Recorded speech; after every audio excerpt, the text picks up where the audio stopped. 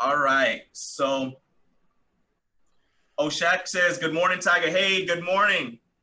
I'm glad you made it. So I'm going to go ahead. It's 11 o'clock on the dot right now. So I'm going to go ahead and get started. So welcome to the long-awaited Chat Ninja Masterclass, how to close 3 to 5 sales per day through Messenger. And let me make sure, there we go. So I want to start off by saying, how many of you have thought this? How do I get my leads to absolutely love paying me money? I wish I could get behind the scenes look at how sales and chat are closed so I could properly implement that process into my own business. Or have you thought to yourself, I wish I could easily grow my monthly revenue? Or how do I easily transition from small talk into a sales conversation without being awkward or salesy? So who does this sound like? Does this sound like you? Drop something in the comments if this is you. I've heard a lot of you saying like, Tiger, I know how to start a conversation, but when it comes to actually transitioning over and start selling, I kind of fumble. I kind of go, I don't really know what to say. I don't really know what to do. And I don't want this to be weird. So I end up just kind of like being really nice and doing small talk forever. I see Chrissy say me. I see Stephanie says absolutely. Roman saying yes, yes, and yes. Yes. So that's what we're going to be going over today. But I want to say, and this straight off the top, it's not your fault. You've probably taken a lot of online sales courses, business courses, coaching courses, and trainings, but no one is actually really taking you by the hand and showing you exactly how to get results on your end. You've got a business and you can change people's lives, but no one's showing you how to like really properly present your offers in such a way that people end up buying for their reasons and not yours. So, you know, everyone seems to be kind of like just bragging online. You see screenshots of like, oh man, I just had $1 billion day. I'm amazing. And everybody just kind of like showing off instead of like showing you how to solve your problem so you can get the same type of results in your business. And you're losing the opportunity to build the business of your dreams. No one's really giving you like that blueprint on what to do, how to do it, so you can build the business you want and ultimately the life that you want. Now, what if you could say instead, I know exactly how to position my offers in such a way that they are irresistible to my ideal client. And after people buy, customers literally thank you afterwards. This was one experience that I had to kind of really get used to once I discovered this new way of selling. And like people end up giving me money and then they thank me. And it might feel once you start implementing this and you start getting these results, you are probably going to feel the same way that I did. Like you feel like you should be the one saying thank you, but obviously selling is a service. And you're going to be able to see that in the framework that I'm going to be breaking down for you today. Imagine also you could say, I know exactly how to move a person from a stranger. I just met them. I just became Facebook friends with them. I just got into a conversation with them.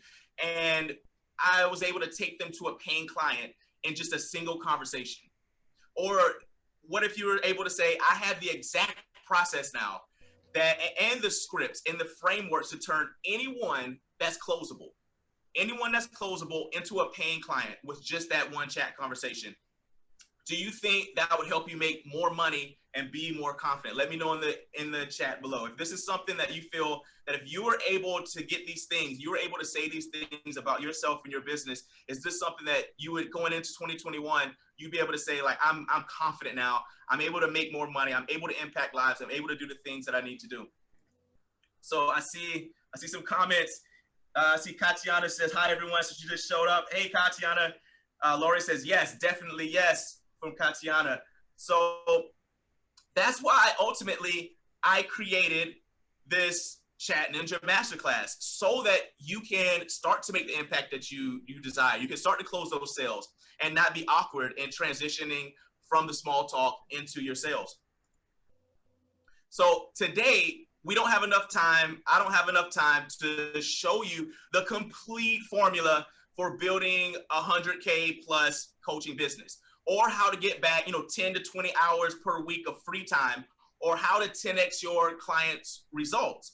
That is something that I break down with my higher end clients, and we go deep in our coaching program to really nail down three different things.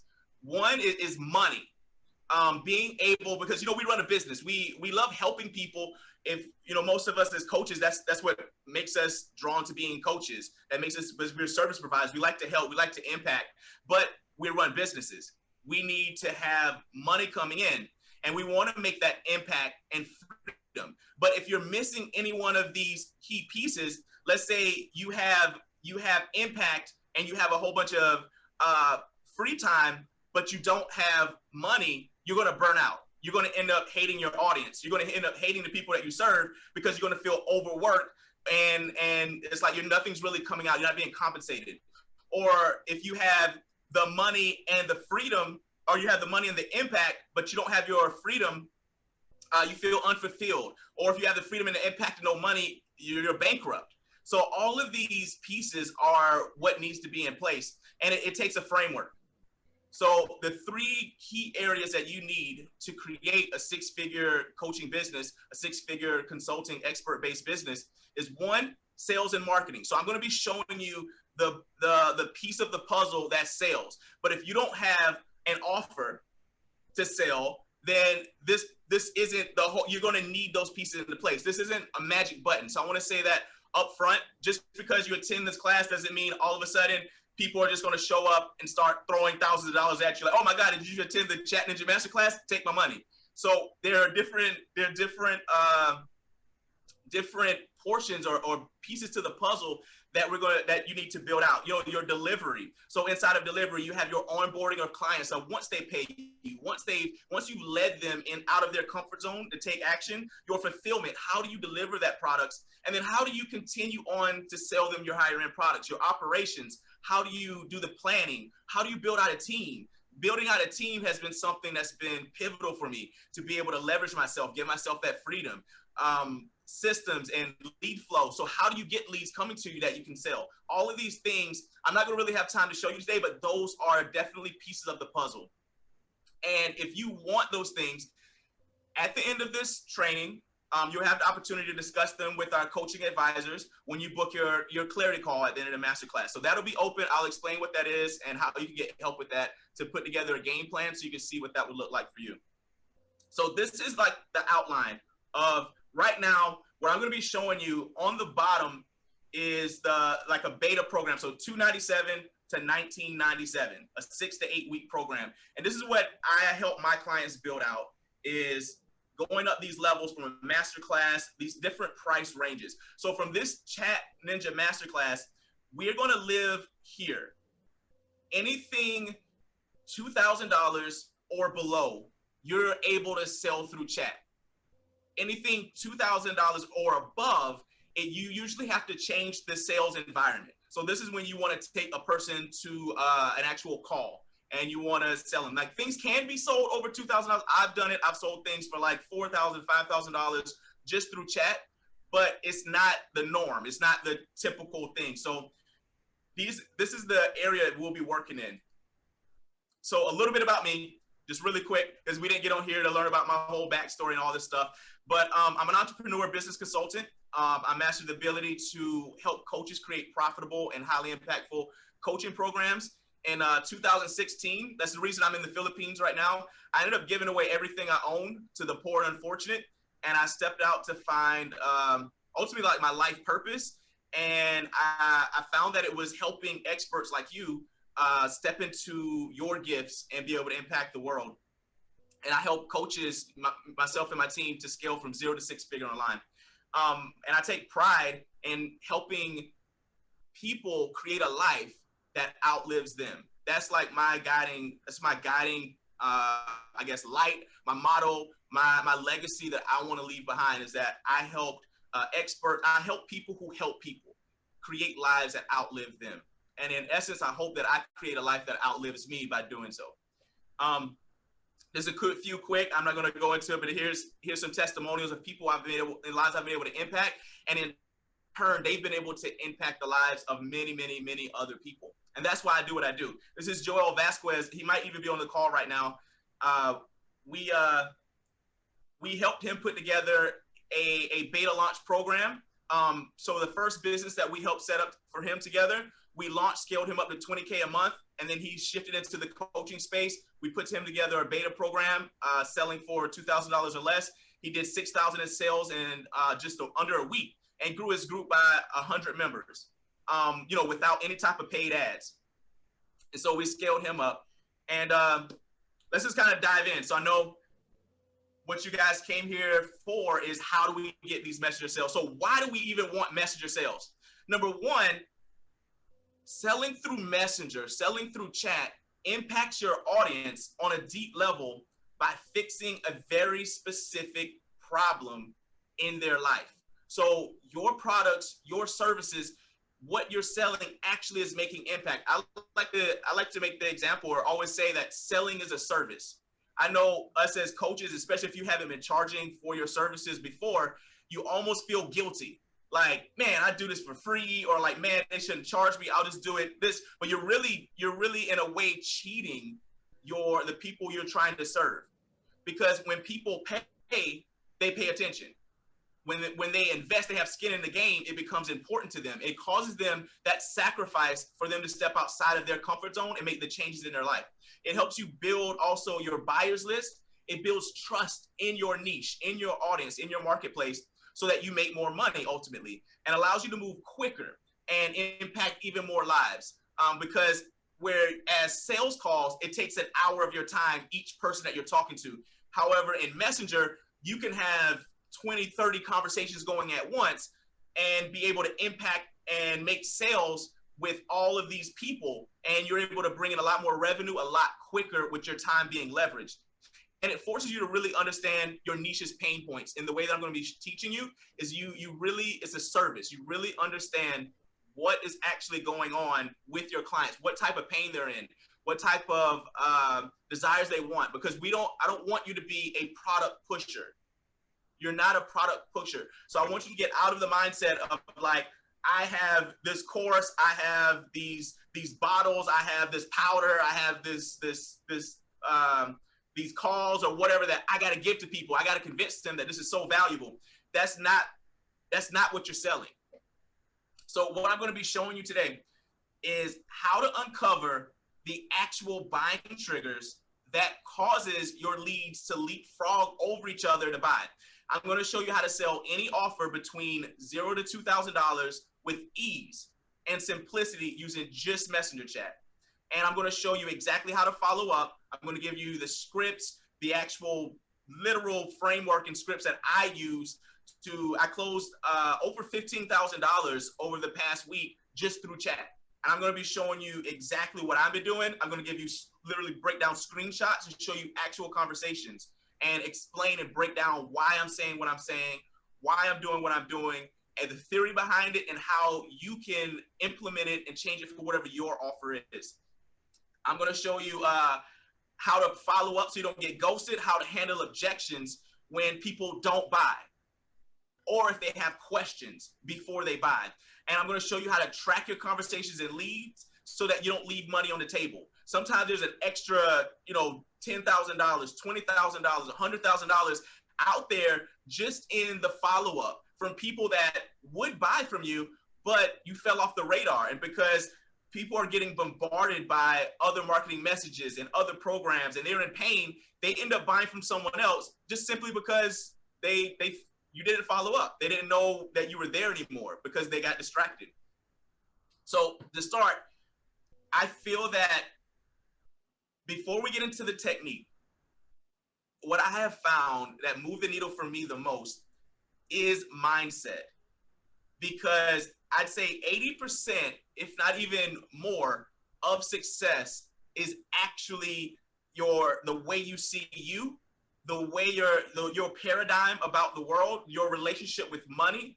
Like how you see you is the way you project out into the universe and in the world, and that's what gets reflected back to you. Some things that I found that were helpful for me when getting into sales, from when I wasn't making anything, I was frustrated and lost, to the point where I was making good money and making real results, is detaching myself from the end result.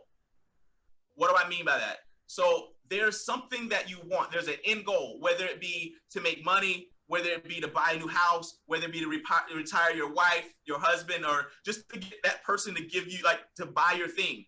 If you're focusing on, I got to get this person to get me that thing, it actually creates resistance. It makes it harder for you to get the thing. However, if you detach from the end result and focus on the process, things become easier, because I'm giving you a framework. And if you focus on following the framework, the results come as a result of it. And I recommend that you create a very strong, so I see a couple of chats popping up. So once again, I want to make sure I pointed this out. Yeah, she said, focus on the process and focus on the process, things become easier. If you have a question anytime during this presentation, I want you to go ahead and drop your question in the chat, or unmute yourself, and you can just be like, hold on, type, pause. Can I ask you a question about this? Because I do like back and forth interaction. I want you to get the most out of this training. And I'm not going to get off of here until every one of you feel confident. You got all your questions answered. You feel like you're like, I really have wrapped my mind around this, and I know how to take this from today, what we learned, and apply it in my business. So I'm gonna keep an eye out for that. And if not, if you just wanted to put it in the chat, drop it in the chat, ask me, and either I'll answer it right then, or if it's a question that can wait to the Q&A portion of the call today, then we'll answer it then. Or you could just unmute yourself, feel free. So creating a strong morning formula. To do that, what I do is I actually have a document that I revisit every day, and it has my vision, it has my vision statement, it has my goals, it has literal pictures of the things I want in my life, the things I'm working towards, to remind me, to keep my mind focused on the lead indicators. So I have here the lead versus lag indicators. What does that mean? A lead indicator, those are the things that lets you know, those are the milestones, the posts, the signs that let you know you're on the right path. You're doing the things that's getting you to your end result. Those things show up as, am I doing my morning formula? Are my inputs correct? Am I eating healthy? Am I getting enough sleep? Am I nurturing my relationships? Am I being whole? Am I doing the work that I know gets me the results? Am I connecting with my ideal client? Am I posting on my social media? Those are the process. The lag indicators are the things that you want. That's the money. That's the recognition. That's the impact. Those show up later. So if you're focusing on the lead indicators versus the lag indicators show up whenever you make sure that the lead indicators stay consistently in your life.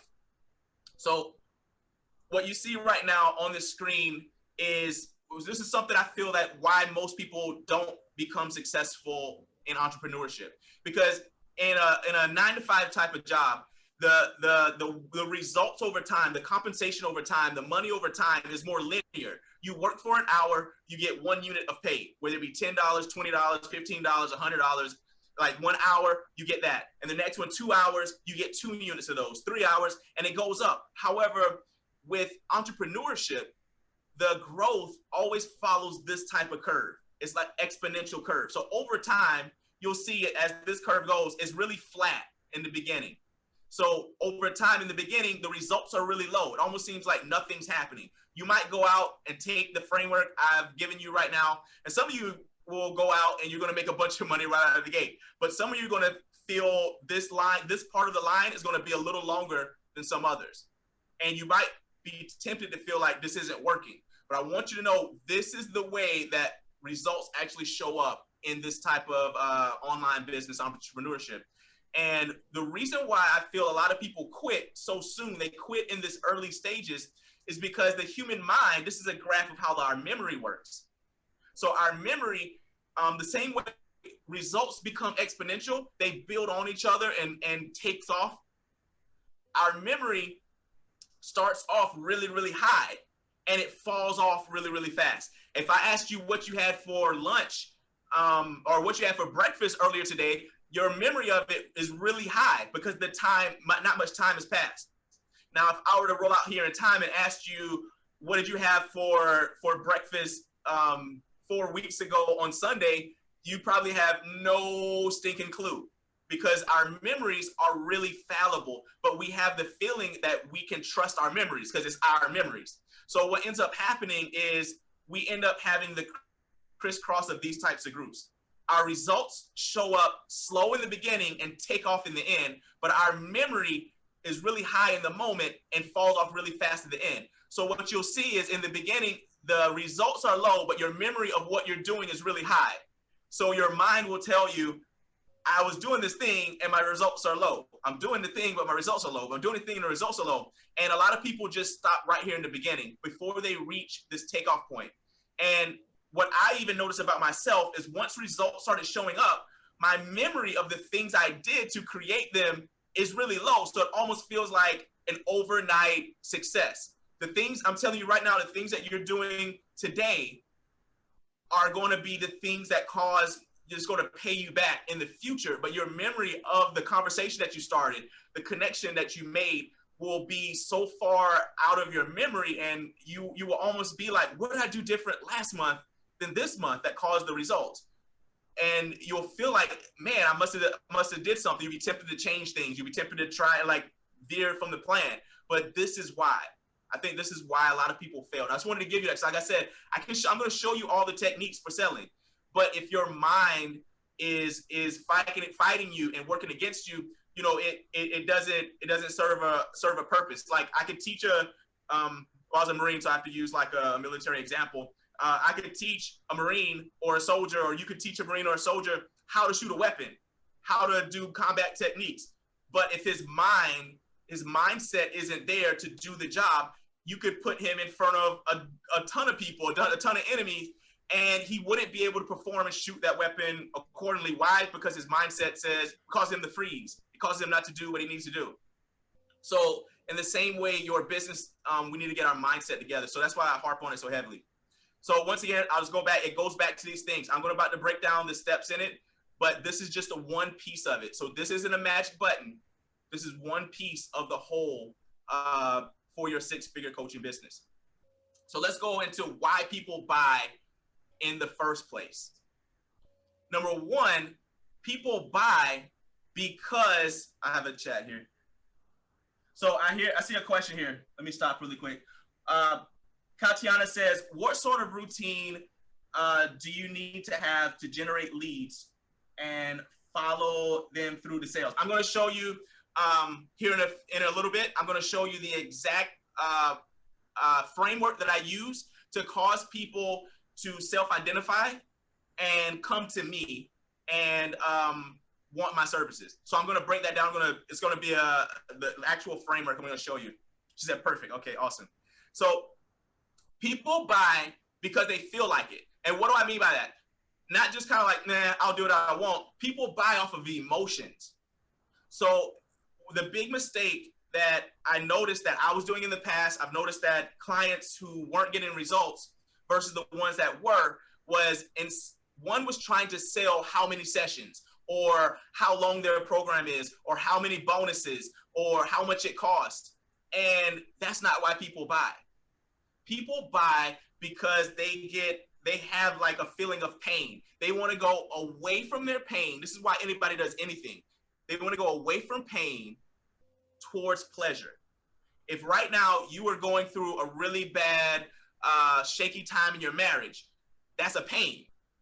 Now, if I were to present your pleasure, which is if you wanted to save your marriage, you know, you would, if I presented like, hey, you are right now, you're struggling in your marriage, you have like so much at stake, there's cost of inaction, you have mortgages, you have kids together, you have all this like memories and love and emotion and all these things that you have, you're standing to lose, and you feel the worry of it. You can't perform in your work and you can't perform at home, you can't think straight, you can't eat, you can't sleep, and you're in a ton of pain. Now imagine someone came by and they were like, I can help you get out of that. You feel that desire to be like, tell me about it. Like, if you could show me how you can really help me with this, like, I'll do anything. I'll what is your, it's also like, what is your marriage worth to you? What is your health worth to you? What is your business worth to you? Based on the feelings from the pain that they're in to their pleasure. If you look at, even if you work a job right now, your job only exists, your company only exists that you work for because it solves a problem in the marketplace. If there's no problem, there's no pain, there's no sale, there's no money to be made. And then understanding that people are going to buy in cycles. So you're going to go out there and you're going to talk to people, and not everyone is going to be ready to buy right up front. I'm going to show you a system for consistently following up in a way that is nurturing, in a way that causes to build trust so that people buy in their cycle time. So some people are going to be, I'd say about 5% of the marketplace is going to be you're ready to buy now, about 5%. So that's enough to build a six-figure business just off that 5%. Now, what's going to make you wealthy is the 95% that are in learning mode when you first start talking to them and mapping out their pains, their desires, and creating the gap, which I'm going to explain all of this here in just 1 second.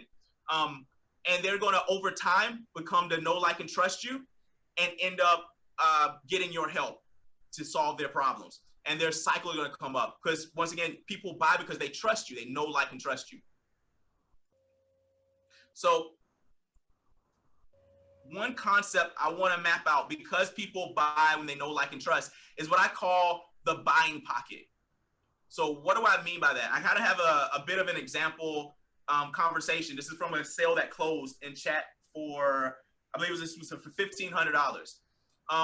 So right here, the part that I want to show you is when the person said, I'm in, you helped me dream bigger than 7K. Ultimately, they wanted to make 7K a month. I helped them aim higher, aim bigger.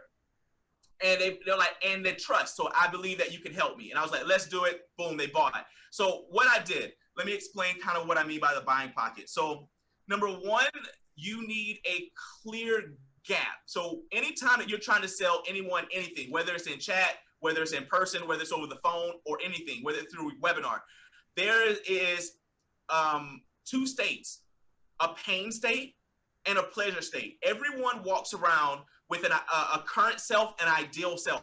Everything that you do is based on that. And what ends up happening is you feel and you look at yourself right now and you go, this is my current state. Whether you're in a business and you're like, I'm not making what I want, what I really would like to. And you look out and you see other business entrepreneurs making what they want. Or you're like, man, I got a gut. I wish I had a six pack. So your current state is the pain state. The desired state is what you really wish there could be. Now, a lot of people have these two states undefined in their mind. They haven't really thought it all the way through. It's just lurking right below the surface. This is rumbling kind of thing. And what your conversation, as you're going through your conversation, you want to, I guess you can use the analogy of imagining a ball of yarn all tangled up, and your job is to go in and untangle the yarn. And what I mean by that is you're helping the person express for themselves where their pain is, where their current situation is, where they really want to go. And yes, to give them an epiphany. But the epiphany is that there's a gap. Because if the person ever feels like they can get from their hell to their heaven, from their pain to their pleasure on their own, maybe if they watch a few more YouTube videos, maybe if they try going harder on what it is that they're doing, they're not going to give you money. So it's like, kind of like, why would I give you thousands of dollars to help me do something I already feel I could do myself? So there needs to be a clear gap. Let me know if that made sense. I don't want to leave this part, and this is very, very, very important, because if you don't create a buying pocket for people, you don't create a gap between where they are right now and where they really want to be, they're not going to give you money. I'm going to show you how to do it, but I want to make sure that that part is understood. Okay, awesome. So, and the way you can create these is through doubt questions, confident boosters, using neutral language, staying in the doctor frame, and sufficient goals. So what I mean by this, so I'm gonna give an example. from some conversations I've had. So my offer is I help new coaches make it to six figures in a year. So 10K a month, 15K a month, 20K a month is my first end offer. So I take clients from beginning to that point for my first offer, my first program with them. And if, let's say I'm talking to them and I'm asking them questions about what their goals are, where they're paying. So right now they're in pain. They're making $0 a month. They're struggling. They want to get to 10K a month, or they want to get money. And I ask them, well, what's your goal? How much do you want to make? And they tell me, if I just made $1,000 a month, that would be awesome. Now imagine if my program is $10,000, $5,000.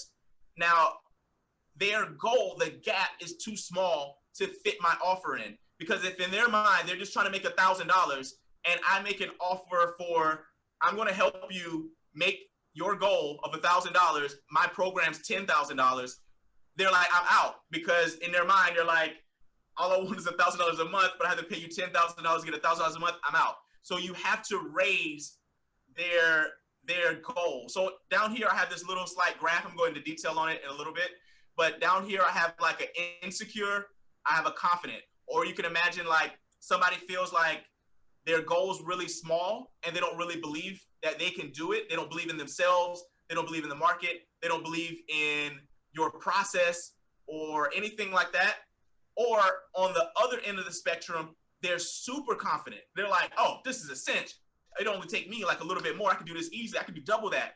They're too far. You don't want a person on either one of those extremes.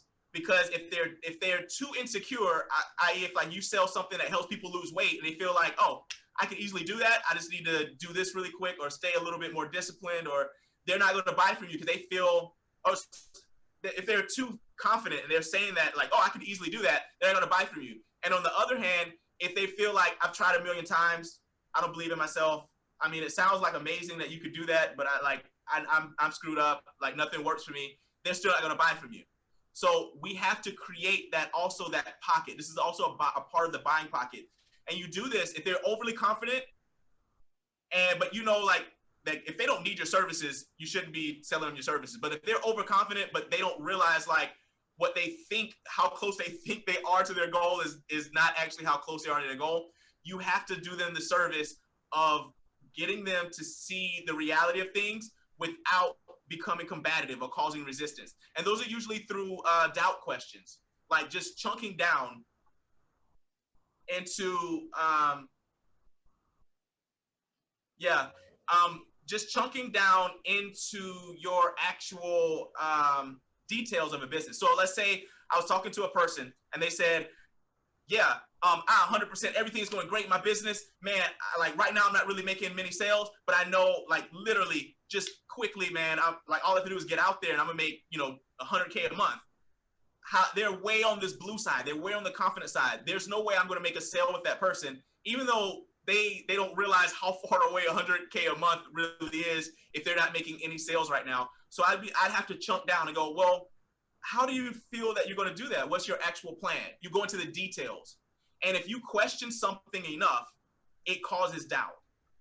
If you just if I started asking you like, well, what did you have for breakfast, or what did you eat for breakfast last week or on Monday? And if you had an idea, you're like, I think I had like scrambled eggs and cereal. And you're like, are you sure? Because when I looked in there, and if I ask you another question, eventually, what I'm trying to say is eventually, if I start asking you enough, you'll start to wonder like, well, maybe I didn't. And what you've done is you started creating a gap. So if I start asking them, so what if that plan doesn't work out towards 10K a month? Like you said, you're going to do this and do this and do this. How confident on a scale of 1 to 10 are you in that? Why so?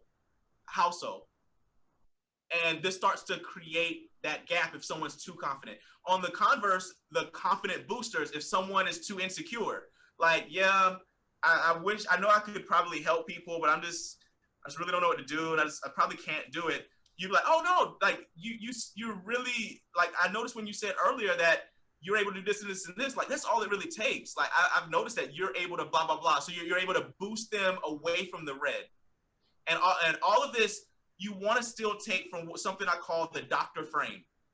So when you imagine a doctor, when you go into the doctor's office, the doctor doesn't immediately, when you walk in, go, hey, what's going on, Tiger? Like, it's good to see you.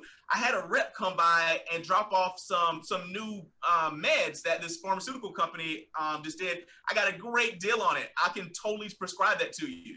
Like, you probably like, whoa, doc, like, you don't even know what's wrong with me. How are you prescribing me like this thing? Because you just got this amazing new thing. And that's how a lot of people approach sales. They get this new offer, they build this new thing out, and before they even understand if their patient or their client or their lead even needs it, they're like, hey, I got this amazing new deal. It's 50% off in 5 seconds, and if you don't get it, and they're like, no, like, it's malpractice. So what you want to do is actually go into this is go, I need to diagnose their symptoms. What are they struggling with? Where are they at? What do they need? And once you're able to, like a doctor, to be neutral and objective about that person and their problems, and knowing if you can help that person, your product and service can actually help them and serve them, then you prescribe it like a doctor would. You prescribe your offer as like, all right, take 2 of these, call me in the morning, I should clear this up. Or join this program, that should solve your problem, because when you say like this and this and this is going to allow you to solve that. So I'm gonna go ahead, I see some, makes sense, awesome.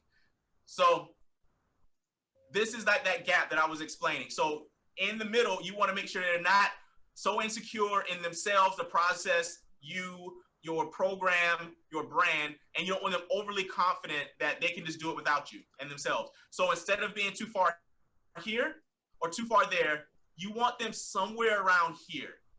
You want them a little more than half, so they feel like, man, this is almost in reach, but I can't quite do it on my own.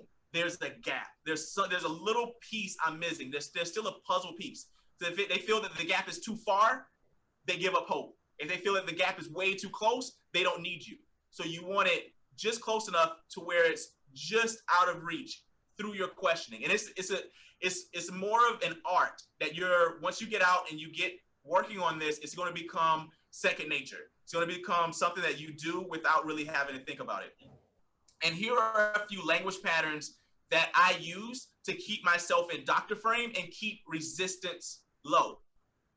Because if you come in hot, I don't know if you've ever had this happen when people try to sell you stuff through chat or on the phone or whatever. If they come in and they're like, oh, hey, I'm super excited, like to talk to you, and I totally got some amazing things on that I'm launching and rolling out right now. How are you doing? What's the first thing you do? Your buyer resistance goes through the roof. Your skepticism jumps really, really high. It's because people don't really like being sold to. People don't really like having stuff like shoved on them. So you want to start to use these little bits. These are some that I use that I find very, very effective. And I'm going to show you them in some of my like actual conversations that close, and you'll be able to see it in action. But so when I'm asking questions, if I'm wondering if I wanted to like schedule a call, let's say you were using chat to schedule a call to sell something high ticket, $10,000, $50,000, $100,000. When you're approaching that, instead of saying, hey, you wanna schedule a call and I can talk to you about selling my program or jumping in my program, buyer resistance. Instead, you can say, well, hey, based on what you said, you said your pain is this. So based on what you said, you were struggling with this, and this. They want to go from away from pain towards pleasure, and you really wanted to get to this and this and this. Your goals, your 10K a month, you want to retire your wife, but you said you really don't know exactly a game plan to do it. Would it be appropriate if we set a time to talk so that we could get you clarity on how to move forward and get to those things you said you wanted? Do you see how like, the resistance when that lands is way different than, hey man, if you want to make 10K a month, dude, just let's set up a call. Let's talk about it, man. I got this coaching program that we can really make something happen. Resistance. Or if you want to probe a little bit deeper, let's say you found, because you have to dig into the pain, you're the doctor, asking, I'm a bit curious. So I'm a bit curious. Earlier when you said that you and your husband were arguing a lot, what did you mean by that? Versus, hey, so you and your husband are arguing, but why? It's a lot more, it creates that resistance. Or if you were, instead of offering your solution right away, you can test for coachability by saying, if you were to find a solution that helped you get from A to B, is that something that, you know, you're looking to get into at the moment? So if you were to find a solution, so you're not saying, hey, so if I offered my solution to you, would you want it? If you were just to find a solution that helped with that, it's called a trial close.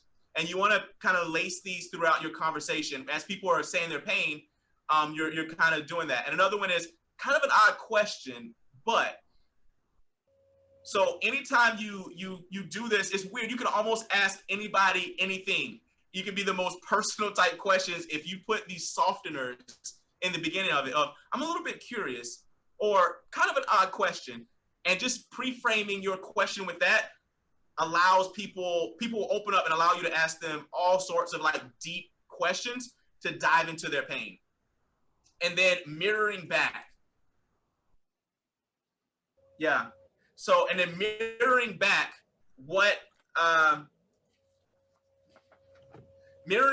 they say. So what this does is it builds rapport and trust. So if in chat you were talking and you're like, so what is it? What's your actual goal to in the next 6 months as far as with your business? And they're like, oh, I really would love to get to 10K and be able to quit my job. Okay, so what I hear you saying is that you're trying to find freedom, you know, by creating, you know, 10K a month and be able to move away from your job, right?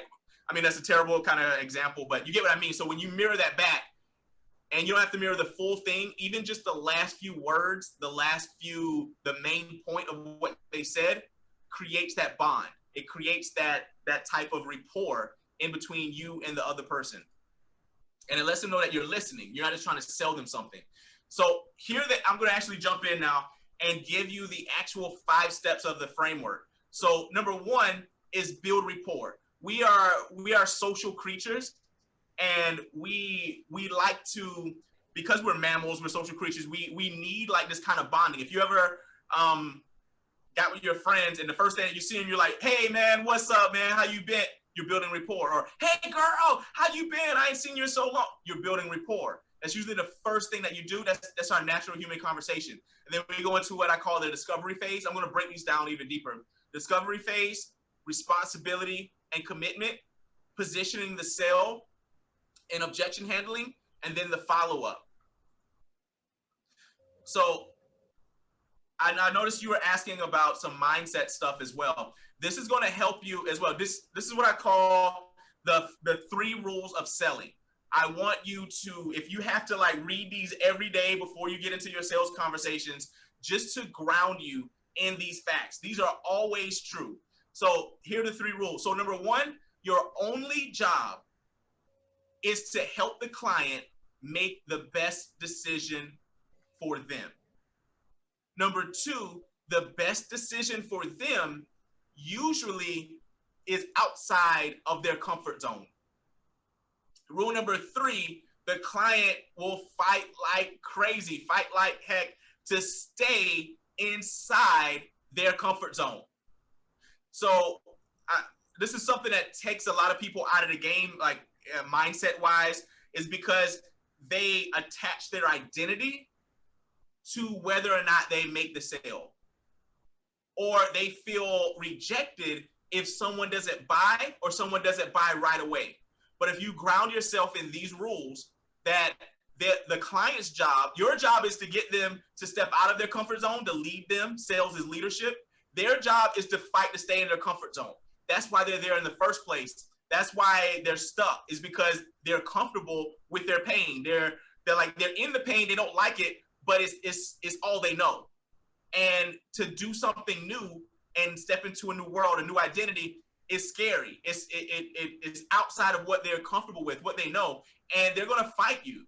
You're gonna hear objections that sound crazy, like I gotta like, you know, wash the dog. I gotta talk to you later. I got all these things, and it's because they're trying to stay in their comfort zone. They're scared, and it has nothing to do with whether or not your program is good, whether you're good, whether you can help or not. Their job is to do those things, and so the framework I'm gonna be showing you is to use the human psychology in order to lead them out of their comfort zone, to be able to, I usually say sales is leadership, and sales is a transference of emotion and confidence.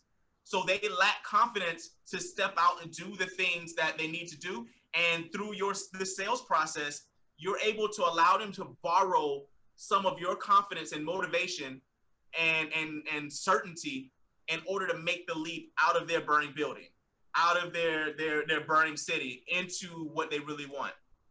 So the first step in the framework is build rapport. You want to make sure that, I'm going to show you an example of this here, I think on the next slide.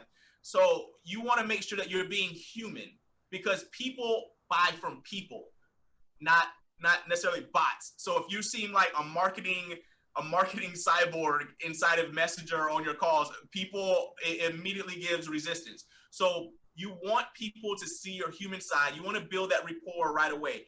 And you want to keep the rapport short. So you don't want to be in Messenger having like a 30 replies back and forth, just talking about football and the game. You're going to end up in friend zone, and you can't really lead from friend zone. Remember, you're in doctor frame, and sales is leadership.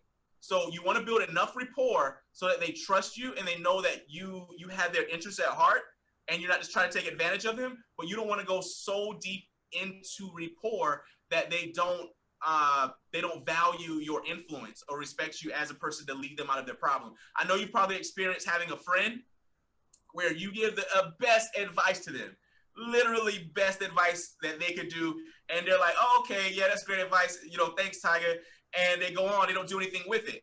And then you'll hear in like 3 months, 6 months, they come to you like, dude, bro, listen, man, I was talking with so-and-so, or I hired this coach, and guess what they told me, man? Completely changed my whole life, blew my mind. They said blah, blah, blah, blah, blah, blah, blah, bro. And you're like, wait, I told you that like 6 months ago. What?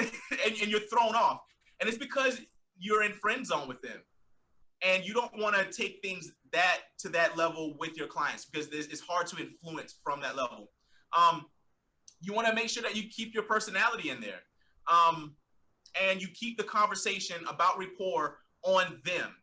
So you don't necessarily want to jump in and start talking about yourself. People like to talk about themselves. So if you want an instant way to build rapport and to get people talking, is to ask them things about them, like notice things about their profile. Something I like to do is go over to the people's profile that I'm chatting with and find something interesting when I'm starting to open the conversation. I find something interesting about their profile, whether it be their family, pets, hobbies, something they got going on, and I'll open the conversation in that way. So it's like, oh man, you have beautiful kids. I might go over and heart some of their pictures, maybe make a few comments, and then open the conversation in Messenger. You have some beautiful family, ma'am or man, like your daughter, blah, blah, blah, blah. Just open the conversation, and they're gonna, most likely, they're gonna be like, wow, man, yeah, thanks, man, that means a lot. Rapport. Do you have a family? Yeah, man, actually I have blah, blah, blah, blah, blah, blah. Rapport. And then what you want to do is keep, like I said, keep that short, and you're not being overly excited. You don't want to come in hot, like, I'm super excited and blessed in the Lord today, and I know I got these amazing things I'm working on. In the background and people reject you. It feels it's too much.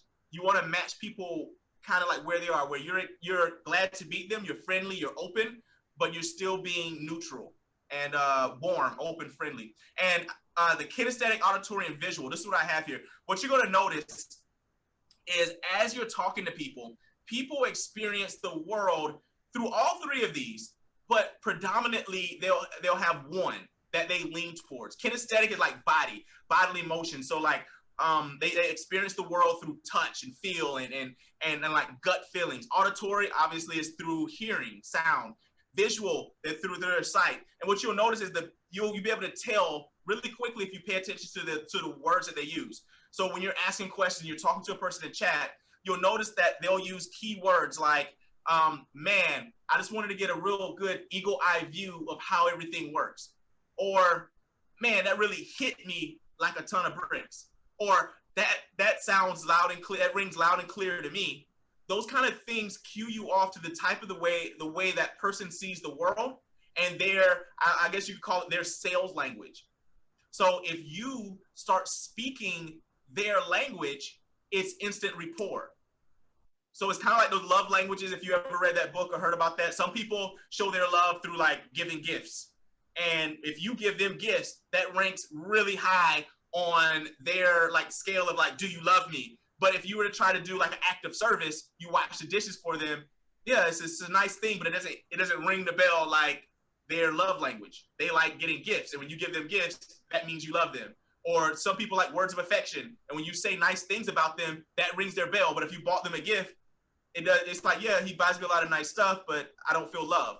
But he compliments you and tells you he appreciates you. You're like, oh my God, he loves me. It's just, they're speaking that language. So the same way in sales, they have their own language, the way they see the world. And if you start using some of their same key phrases, not overly using it because then it becomes obvious and awkward, but you start speaking in their language, they feel like you get them. Subconsciously, they're like, this person just really gets me. I don't know why. And then before you shift into the next phase, I call it the permission to ask questions. So you don't want to just, I mean, you can, I've done it successfully, but it works better if you ask for permission to ask questions. So you're doing a little bit of rapport, you're talking back and forth in Messenger, how's it going? How's your, how's this, blah, blah, blah, blah. And you're like, well, hey, you want to move the conversation towards what your offer is. So if I was talking to a coach and I started off a conversation talking about their family, talking about their kids, I'm going to say, well, hey, look, I saw you were posting a lot of like motivational things and you have a lot of positivity. Are you a coach of some sort or what? So I want to ask a self-identifying question that causes the other person to self-identify as my ideal client, because then they're either going to tell me, oh, no, I'm not a coach. I see a question here. How long do you stay in the rapport stage? So I would stay in the rapport stage just only a few messages back and forth. You don't want to take this very long. I've literally done where I had one message of rapport. I sent a message that let them know I actually took the time to look at their profile and to notice something about them and open the conversation that way. They respond back. And then based on how they responded back, I found something in that reply that allowed me to transition and ask them a question that caused them to self-identify as a coach. That's my ideal client. Or if you were speaking someone that's trying to lose weight, I saw you posting recipes on your Facebook wall. I mean, it looks delicious. Are you kind of like going into starting a diet? Guess what? They'll be like, oh yeah, I've been trying to lose weight. They just self-identify. If your offer is like helping with weight loss, this person just showed you that they are. You successfully transitioned now from the rapport phase now into the next phase, the discovery phase. But before you completely make the shift, it's good practice to be like, okay, so you are starting to diet. Do you mind if I just, this is what I really love helping people with. It's one of my passions. You mind if, I ask you a few questions about it just so, I can help you get clarity or, whatever it is. So something I like to do. See, I see another question from Oshak. When you're responding to someone, how important is it to respond right away, or how much time is allowed to respond before responding? So with chat, this is one of the benefits of it versus like a call. You can stretch it out if you wanted to play the role of like high status, I'm busy, and you kind of reply back a little bit late. I found that just quickly having the conversation is more effective. But I've also gone back to conversations, which I'm going to show you in maybe the next slide or two. I've gone back to a conversation after like a week of we started the rapport and I didn't talk to them for almost like 5 days. And I came back like, hey, just saw your reply, and started the conversation back up, and then sold them for, I believe it was a $1,500 sale as well, and that same conversation. So how are you getting to this person in the first place? I'm going to show that, Denise, here in just 1 second, exactly how I get people into conversations in the first place. So this is the rapport. Any questions here on building rapport? I wanted to show that. So permission to ask questions. This is a little hack that I use. So I have like training. So all of you should be producing content. If you're selling something, you should be producing content, value, things could benefit your ideal client.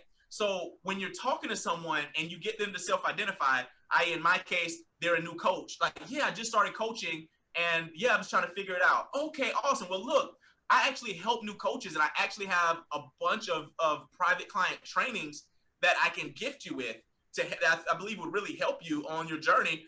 But you mind if I ask you a few questions just to see which one actually would make sense to send to you? Like which one would be a good fit for you? And then whenever they say yes, now I have a buy-in and I can ask them all the questions I need to, and it won't seem weird. Like, well, all of a sudden we're talking back and forth. I'm asking these questions. They're like, wait, why are you asking so many questions? Like, what's this about now? So, but if you get permission up front, that eliminates that. I saw another chat pop up. Yeah, okay. Yeah, I'm definitely going to be going over that here in just a little bit. So I wanted to go ahead and open up. This is an outbound. So this is me reaching out cold to someone I didn't know. I had just became friends with them. And I think I actually had this automated. So it automatically put their name in through software I'm going to show you. But it's like, hey, what's up? Thanks for connecting me with being here in Facebook. Took a quick peek at your profile, and I like what you have going on there. How's it going? Anyway, shoot me a message back when you get a chance. So it sounds human. It kind of captures my personality, a little bit leaned out, like, relaxed, going easy. I'm not like, hey, I saw that you're a coach. You want to talk about like any problems that you may be having? Because instant resistance. So it's like, hey, I was checking out your profile. You seem really interesting. Give me a holler back whenever you see this. They responded back, hi, thank you for connecting with me as well. And I was like, for sure. And I showed even more of like rapport. So I was like, I love your tagline. This was something that was on their profile, and it was living God's purpose for your life. I was like, you have some awesome boys, by the way. She had pictures of her sons. So I went and I commented on a few. I hearted a few. I looked at her tagline, and I used that to build the rapport. So it opens up, lets her know I'm paying attention. I'm just trying to sell her something. And I was like, you post such motivational posts. Are you a coach of some kind? So I want her to self-identify so I know I'm talking to my ideal client who's a good fit for my thing. And she was like, I'm heading in the direction of coaching, but I have not accomplished it yet. I have always just wanted to make people laugh, smile, and become inspired by something I posted. So she self-identified, I'm going in that direction. I want to be. I was like, that's super kind-hearted of you. The world needs more people like you. What do you feel is standing between you and actually starting up coaching? There are a lot of people out there right now that could benefit from your value. So once again, the reason I did this is because remember the buying pocket.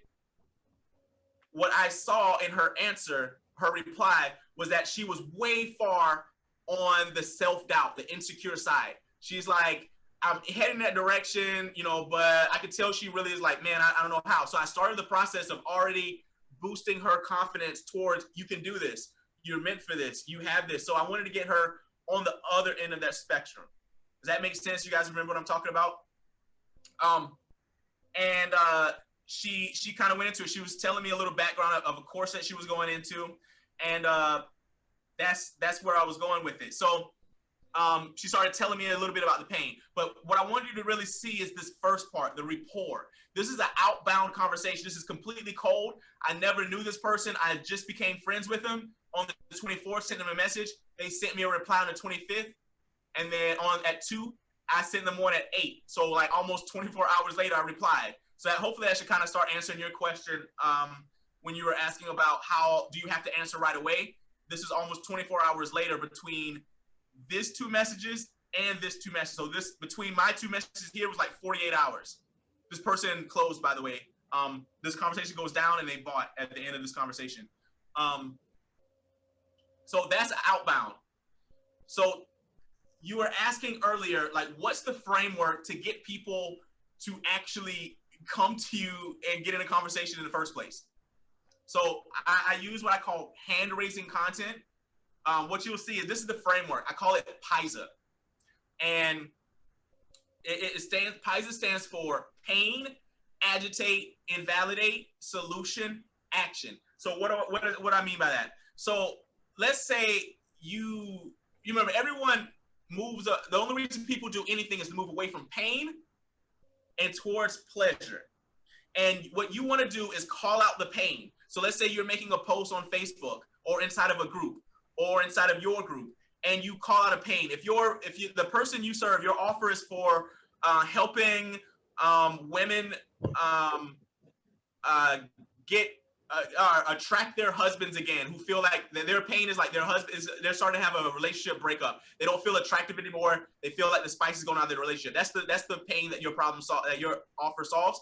You could call out a pain like, hey, you write a post. It's like, does all he ever do is give you grandpa kisses?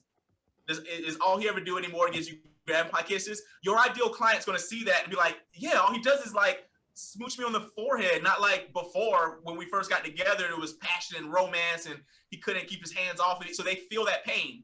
The next thing you want to do in that same post is now tell a story to agitate the pain.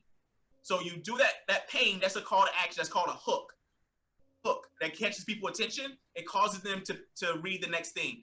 And because I would suggest using a story or a metaphor to agitate the pain, because we as humans, we learn and we have belief shifts, and we create emotion from stories. Remember, people buy because they feel like it. So the pain, getting away from pain to pleasure, the emotions of this post is what's going to cause them to start feeling that internal tension. That's going to cause them to reach out to you. So you tell that story and you're like, okay, so all he ever does is give you grandpa kisses. I felt the same way when this is what was happening 5 years ago in my marriage. We were to blah, blah, blah, blah, blah, blah, and he never even looked at me. And then I've noticed this. And was he cheating? I noticed lipstick on his blah, blah, blah. And you're telling a story that agitates their pain because they're going through something similar. And as they're reading this, they're putting themselves in your story. Whether that story is about you, a movie character, a past experience, one of your clients, or whatever. You're telling a story that agitates the pain. You want to invalidate other possible solutions. So people are always getting marketed to about that problem. So you want to make sure that once you transition from the story portion of your post, you go into invalidation. So it's like, you may have tried counseling, you may have tried dressing up, you may even tried a dating coach. You might have tried this, but none of that works. I tried it too. And this is why, because blah, blah, blah, blah. So you invalidate, you gave them all this pain through the story and calling out the pain. And then you cut off all avenues off of the pain. So now they're stuck on pain island. Then the next portion is solution. So then, because people want to move away from pain towards pleasure, you talk about their ideal life. So it's like, ultimately now I've arrived to the point where it's like we're newlyweds again. We just took our second honeymoon, blah, blah, blah, blah. They're like, oh my God, I want that. I need that.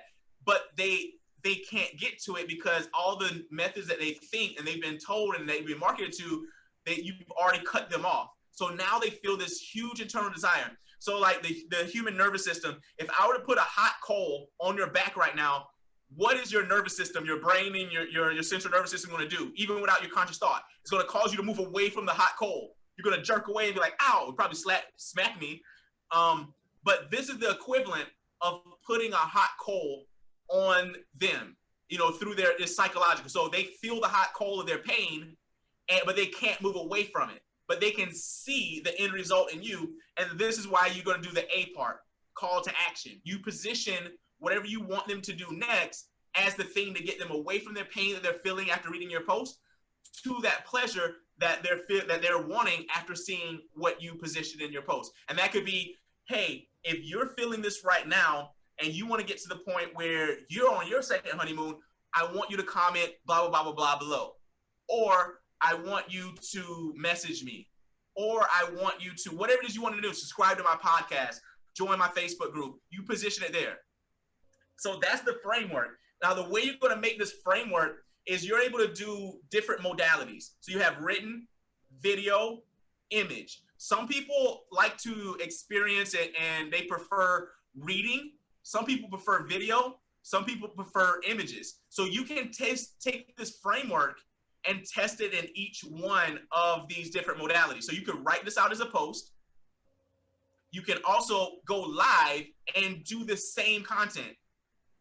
Tell the same story, invalidate the solution, offer your solution, do a call to action, call out the pain, all of that in a live video or a pre-recorded video. You can make a meme. If you're in my Facebook group, you'll notice I use memes really effectively in that way, because it humanizes, it adds humor into the marketing, and it chips away, it creates that it agitates that problem. When they see a meme about something they're struggling with, it brings it to the surface of their mind, and it's causing those things. You can test all of those, and then on those, these are your platforms. So I would suggest picking one. So Facebook, YouTube, Instagram, pick one, go all in on it, and try these different 3 modalities using the PISA framework. And the way you could get that PISA framework, if you don't already have an understanding of your target audience, I would suggest making a list of pains and problems, either through going out and interviewing them, or if you sell someone else's product, ask the person who created the product, what kind of pains, like who is this built for? What are they experiencing? And where are they trying to go? Where does this program take you from and to? What's the entrance and exit strategies? What's the arrive and departure and arrival for this program? So you can make a list of pains, a list of desires, and what you do is you will test them. You'll make a post that one of the pains, you'll test it, you'll check to see what engagement, who reaches out. When you get them in conversation, you're going to be the way the script I'm going to show you the design is you walk through the pain, you walk through the desires, you create a gap, and then you fill the gap with your offer. But you're going to get that feedback from the real marketplace. They're going to tell you, I have these pains, and some things you would have never thought about, but the marketplace is literally going to tell you. Some things you would have thought were important to them is you're going to find out is not important. Some things are going to get engagement, some things aren't. Some things are going to cause people to into action, some things aren't. So you're able to have the marketplace refine your actual messaging until it's potent. So then when people reach out, they're already pre-sold. They're like, I'm in a lot of pain, I want out of it. You show them what to want because of your positioning, your solution, and your call to action. And then boom, you got them in the conversation so that you could do the next portion, which is the discovery phase. So how did you find, so I have 2 questions here. I have one is this CSR software that you're using? Here in a little bit, I'm going to show you the exact process, like what I'm using. I'm going to show you software, and I'm going to show you a free way that you can track your leads and make your leads. And then I see one that says, how did you find her outbound? So what I do is once I'm clear on who my offer is for, what my offer does, I go out to where they are. So let's say I find targeted, I'm working on Facebook. So I'll find targeted Facebook groups that has my ideal client in it. So if my ideal client is a new coach, guess where I'm going? I'm going to where my new coaches hang out. I'm going to like coaching groups. I'm going for like help groups, self-help groups, or different things like that. I'm going to look at other influencers in the market who serves that ideal client. I'm going to join their group. I'm going to add value to their group by posting, asking questions, answering questions in the group, and people are naturally going to be drawn to me, getting conversations with me. I'm going to add them as friends, and I'm going to reach out to them. Like you saw that outbound conversation, that person I found in a coaching group, which is my ideal client is a coach. And she was asking a question. I answered the question in her post. I think we talked a little bit in that comment thread inside of that group. We ended up sending friend requests, or I think I sent her friend request. I'm not 100% sure. She either sent me or I sent her. We became friends. As soon as we became friends, I sent her that introduction message. It opened from there and we went on. And I'm able to do that constantly. So if I'm constantly being active and becoming valued members in these different groups, I constantly have my ideal clients connecting with me. Until my friends list is full of ideal clients. They see my posts on my wall, and they're seeing these PISA. I see a question that says, so are you making PISA maybe video, for example, before having that conversation with the person and just forwarding the video? So this is going to go like on my wall. So I'm not sending this like to the person. This is the content I post on my social media that causes people to raise their hand through the call to action. So either in the call to action, I'm going to say, message me if you want X, Y, and Z. So I put together, so it's like I called out the pain. I told a story that made them agitated the pain. I invalidated other possible solutions they could be getting marketed about or thinking would be the solution. I positioned my new opportunity, my offer. Like I have the, I used to think this, blah, blah, blah, blah, but this doesn't work, this doesn't work, this doesn't work. But I did find something that worked. And it's my unique selling mechanism. you know, a 5-step selling framework that allowed me to be able to close $15,000 last week alone. If you want to know how you can use this in non-position, call to action. If you know how you can use this in your business and what that would look like for you, or I have a cheat sheet, or if you want the actual script for my actual framework, comment blah, blah, blah, blah below, and I'll shoot it over. So it's a call to action. And what that does is it causes people to reach out to me, self-selected. I know that they have that problem, that pain, because that's why they responded. And I've positioned myself as the expert to them because they're reaching out to me to solve the problem. So when I get them into a conversation, that's now an inbound. You're positioned in a lot more powerful position when you do a post like this and people reach into you. On outbound, you still have these on your wall or in your group. I would refrain from doing the call to action inside of a group that you don't own. I would do everything besides the A, because if you do a call to action to somebody else's group, especially in my group, I'm going to boot you. And I know most other group owners are like that. But you can do the PAIS, and people are naturally going to go over and look at your profile, because if they resonate with what you posted, they're like, who is this? And they're most likely going to send you a friend request. They're most likely going to comment on your stuff, and then you can friend request them, and you end up in a conversation. So does that make sense? I hope that answered your question. Okay, yes. Okay, so that's the hand raising framework. That should help you be able to get into these conversations, have people reach out to you. And once again, I wouldn't do the PISA every single day, because you're going to burn out your friends list. People are going to stop paying attention if you're just doing a call to action every day, because that's like selling. That's a withdrawal. So you want to give value 80% of the time, and 20% of the time you want to post out that type of content so people reach out to you. You give, take. You deposit, withdraw, and then go back to deposit. So if you saw, the reason you guys are on this right now is because I was giving value. And if you notice, I did a call to action. I did a PISA, and you guys said Ninja. You commented Ninja. Comment this below if you want X, Y, and Z result. You guys were like Ninja. Pulled you in the conversation. I withdrew. And then you'll notice that now that this training is going to be over, you're going to notice that what I'm doing instead of pulling, I'm just going to be giving more value. I'm depositing back in you. So you'll see videos where I'm giving tips. I'm giving advice. I'm doing trainings. I'm connecting. And then it's a promotion cycle. So then you'll see, boom, I'll make an offer to help so that I receive. So I give, and then I receive. I give, I receive. And you want to create those same cycles in your business. I think Gary Vee, he calls it a jab, hook. So you give, take. So you do have a business. This is an example of an inbound conversation. So this person came in to me. This is another sale that closed. So it's like, hi, Tiger. I see you added me on Facebook. I saw your profile, and I'm interested in your business consulting service. So I was like, sure thing.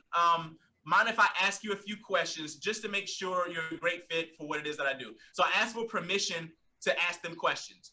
And, you know, even though I didn't really necessarily have to, because they approached me, like I said, this inbound is way more powerful because you're already leveraged as the person giving approval. Versus outbound, you're in a slightly weaker position because now you have to kind of like people that are coming into you already think you're cool.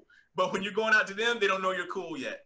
So we kind of went through this. I wanted to show us the rapport building, how short it is. Notice I didn't go through rapport building for 45 messages. I didn't go into friend zone with the last outbound or inbound. So they self-identified. I'm a transformational coach, work with individuals and families with disabilities. And then to answer your question again, this was on December 9th. I responded finally on Sunday. Sorry for the late reply. I just saw this. This person closed. So there was a huge gap in time here. So don't feel like just because a couple of days have passed that this conversation is lost. Pick back up and continue. This sale closed just a little bit later down. So it's like, thank you. I mainly help people with learning disabilities. I see, how's it going so far? So now I'm into the actual next phase after the build rapport. So I wanted you to see this portion. Any questions about build rapport phase? I think we got that covered. I don't see any questions popping up. So the next stage after you've built your rapport. So someone said, how many questions do you suggest to have at once? So I'm a bit of a chat monster. I usually start 20 conversations a day at a minimum. So that's my standard for myself. I also have like a CRM and software that helps me leverage that. So what I mean by start is I usually send out 20 friend requests a day to ideal or people that I know that can benefit from my services. And as they're becoming friends, I'm making sure that I'm introducing myself to my new friends around like 20 a day. Usually it's more, but 20 a day is around like the standard. I'll send out an introduction message. And then a percentage of those people, some people are not going to read the first one and you have to go into follow-up. The other people are going to reply back and you're able to walk them through. And over time, what it's going to first feel like is really overwhelming.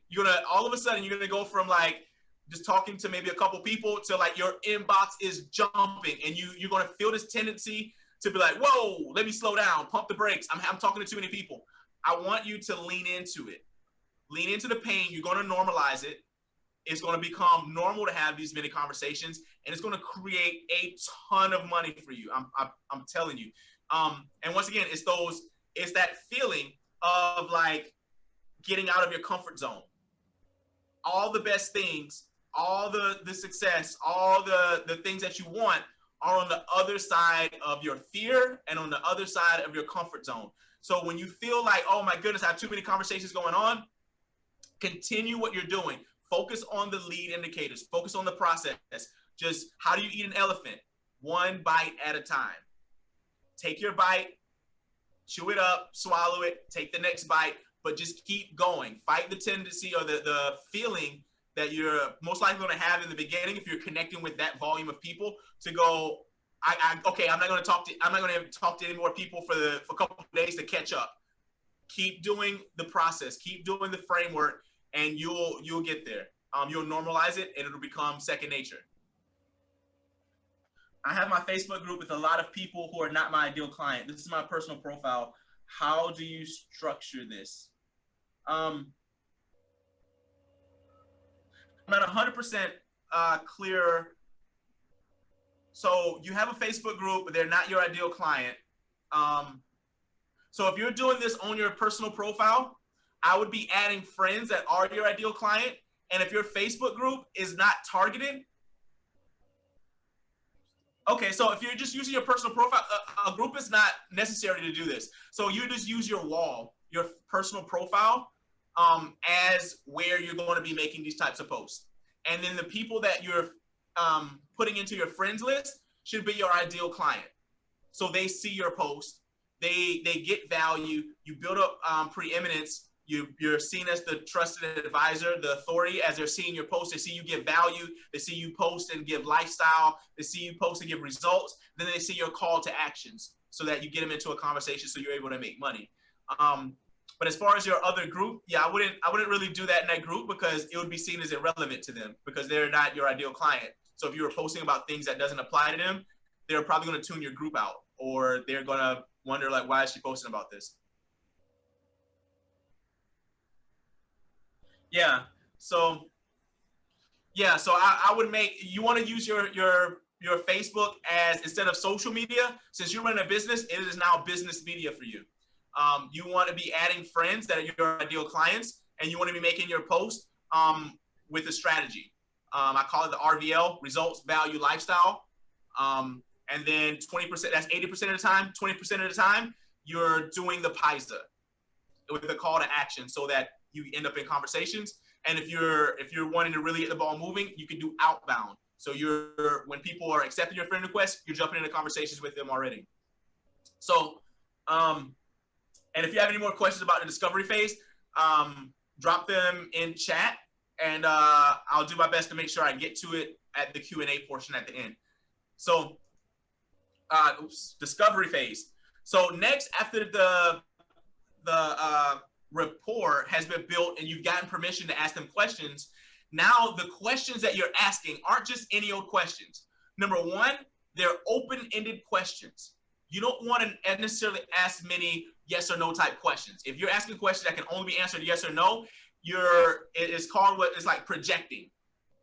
So what you want to do is guide a person to do what they want to do for their, or what you want them to do for their reasons. And the way to get people to influence people and to lead people is to control and direct their focus.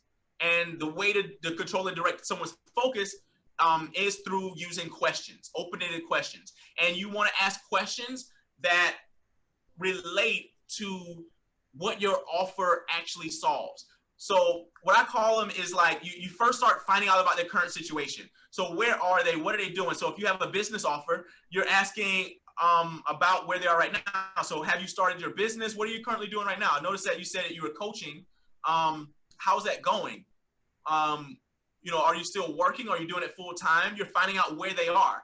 And in finding out where they are, you're going to start to hear where there could possibly be pain, where they're struggling.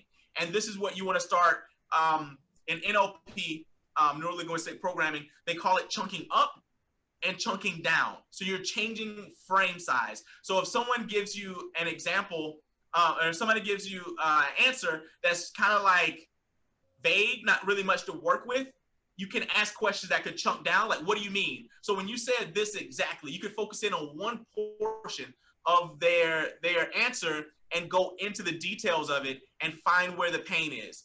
Or if someone gets down into the details, you can go up to chunk up and go, okay, so you said that you were really struggling to get your business started and you were spending a bunch of money on ads and you're not really getting a return. How is this affecting any other areas of your life? So now you're chunked out. You're spreading the pain out. So it depends on where the conversation is going and what you're doing, because like I said, your goal is to create the buying pocket. You want there to be a clear gap. You want them to get clarity on their pain, not necessarily just for you, but they need to hear themselves talk about their pain. They need to feel their pain. And the pain needs, like I said, needs to be relevant to your offer, and don't relieve the pain. What I see a lot of time is like coaches and people who are helpers, they like to, when someone says, yeah, I've really been struggling with this and blah, blah, blah, blah, and it really sucks. They'll say, oh no, that's normal. Yeah, you're struggling with that, but that, like, everybody goes through that. And then they'll ask another question or whatever. And it's like, if there's no pain, there's no sale. So as much as it sucks, in order for it to heal, it has to hurt. So you have to leave them with their pain in order to help them. Or if they say the pain and you try to relieve it with humor or just normalizing it, it relieves it. They don't feel that pressure anymore. So you want to do what's actually usually called twisting the knife. So if I were to say to you were asking me like, if I was saying to a new coach, like, so how long have you been trying to get your business running? And they were like, oh man, I've invested in so many courses and I've tried to nail down my offer and my niche. And every time I think I figured it out, I end up right back at the drawing board. So instead of me going, oh, that's normal, every coach goes through that, and relieve the pain, instead I would twist the knife. And it sounds horrible, but you're actually serving them by doing it so that they take action to get out of that pain, or they'll stay stuck in it, which is worse. So I would say something like, okay, so what I hear you saying, I would mirror back. What I hear you saying is you have no idea how to actually set up your business or how to actually get started. Is that right? So it twists the knife in the question. So it's like, it's a bruised knee and you kick the bruised knee. Because if you don't, then there's a possibility at the end, they're going to be, when they hear that it's going to cost $2,000, they're like, oh, well, this doesn't hurt that bad. I've been walking on it already for a while. But if you're like, how does that feel? Ow, ow, ow. Wait, how about, does it hurt when I do it like this? Oh, yes, doc, that hurts so much. So how has this been really affecting other areas of your life? Has this been affecting how you perform at work? yeah, really, now that I think about it, my boss was really complaining because I didn't get much done, but it's because my knee hurts. It's like, okay, well, man, that's what else? Like, how about at home? And he would spread out the pain. So then when he gave you his prescription or a physical therapy program at the end, you're not going to be like, I don't need that, doc. You're like, yeah, I got to have that because I realize now that this is affecting my work. This is affecting my relationships, and it hurts. It hurts bad. So hopefully that makes sense. I see one that says, if I'm into affiliate marketing, what criteria should I look into while adding Facebook friends? It depends on what your affiliate marketing offer solves. It says, from where can I add friends in Facebook so I can start conversations and offer in the end? From Facebook groups. It depends on what your affiliate offer is. If your affiliate offer is helping people start affiliate marketing, you want to add new affiliate marketers. If your affiliate offer is like detox tea, you want to add people that have health issues that detox tea can solve. It depends on what your offer is. So if someone is, let's say, if you are creating your own product, so you're coaches, if you're a coach and you're making your own product, if you're not an affiliate marketer, you're gonna, what I teach my clients, the correct way to build it, the leverageable way to build it is your clients are in a certain amount of pain. They're in a certain pain that they're both willing and able to solve. They're willing and able to pay you to solve, and they have a certain end goal, a certain pleasure they want to get to, and they're not able to get there on their own. So there's a clear gap, and your offer is actually the bridge between their pain to their pleasure. So people want to move away from pain to pleasure, but when all avenues are cut off from getting from their pain to their pleasure, they feel internal pressure, their own pressure to get out of the pain, but they have nowhere to go. So your offer is the logical way to get out of their pain. I've been trying it before. But they wanted. Does someone have a question? I think somebody. I think it's you. I didn't want them to wrap up. I would have do it this morning, but yeah, I'm gonna. Who's the host? Stephanie. Ian needs to mute. Oh, sorry. I thought that was already muted.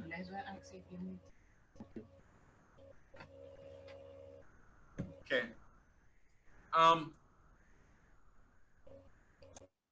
There you go.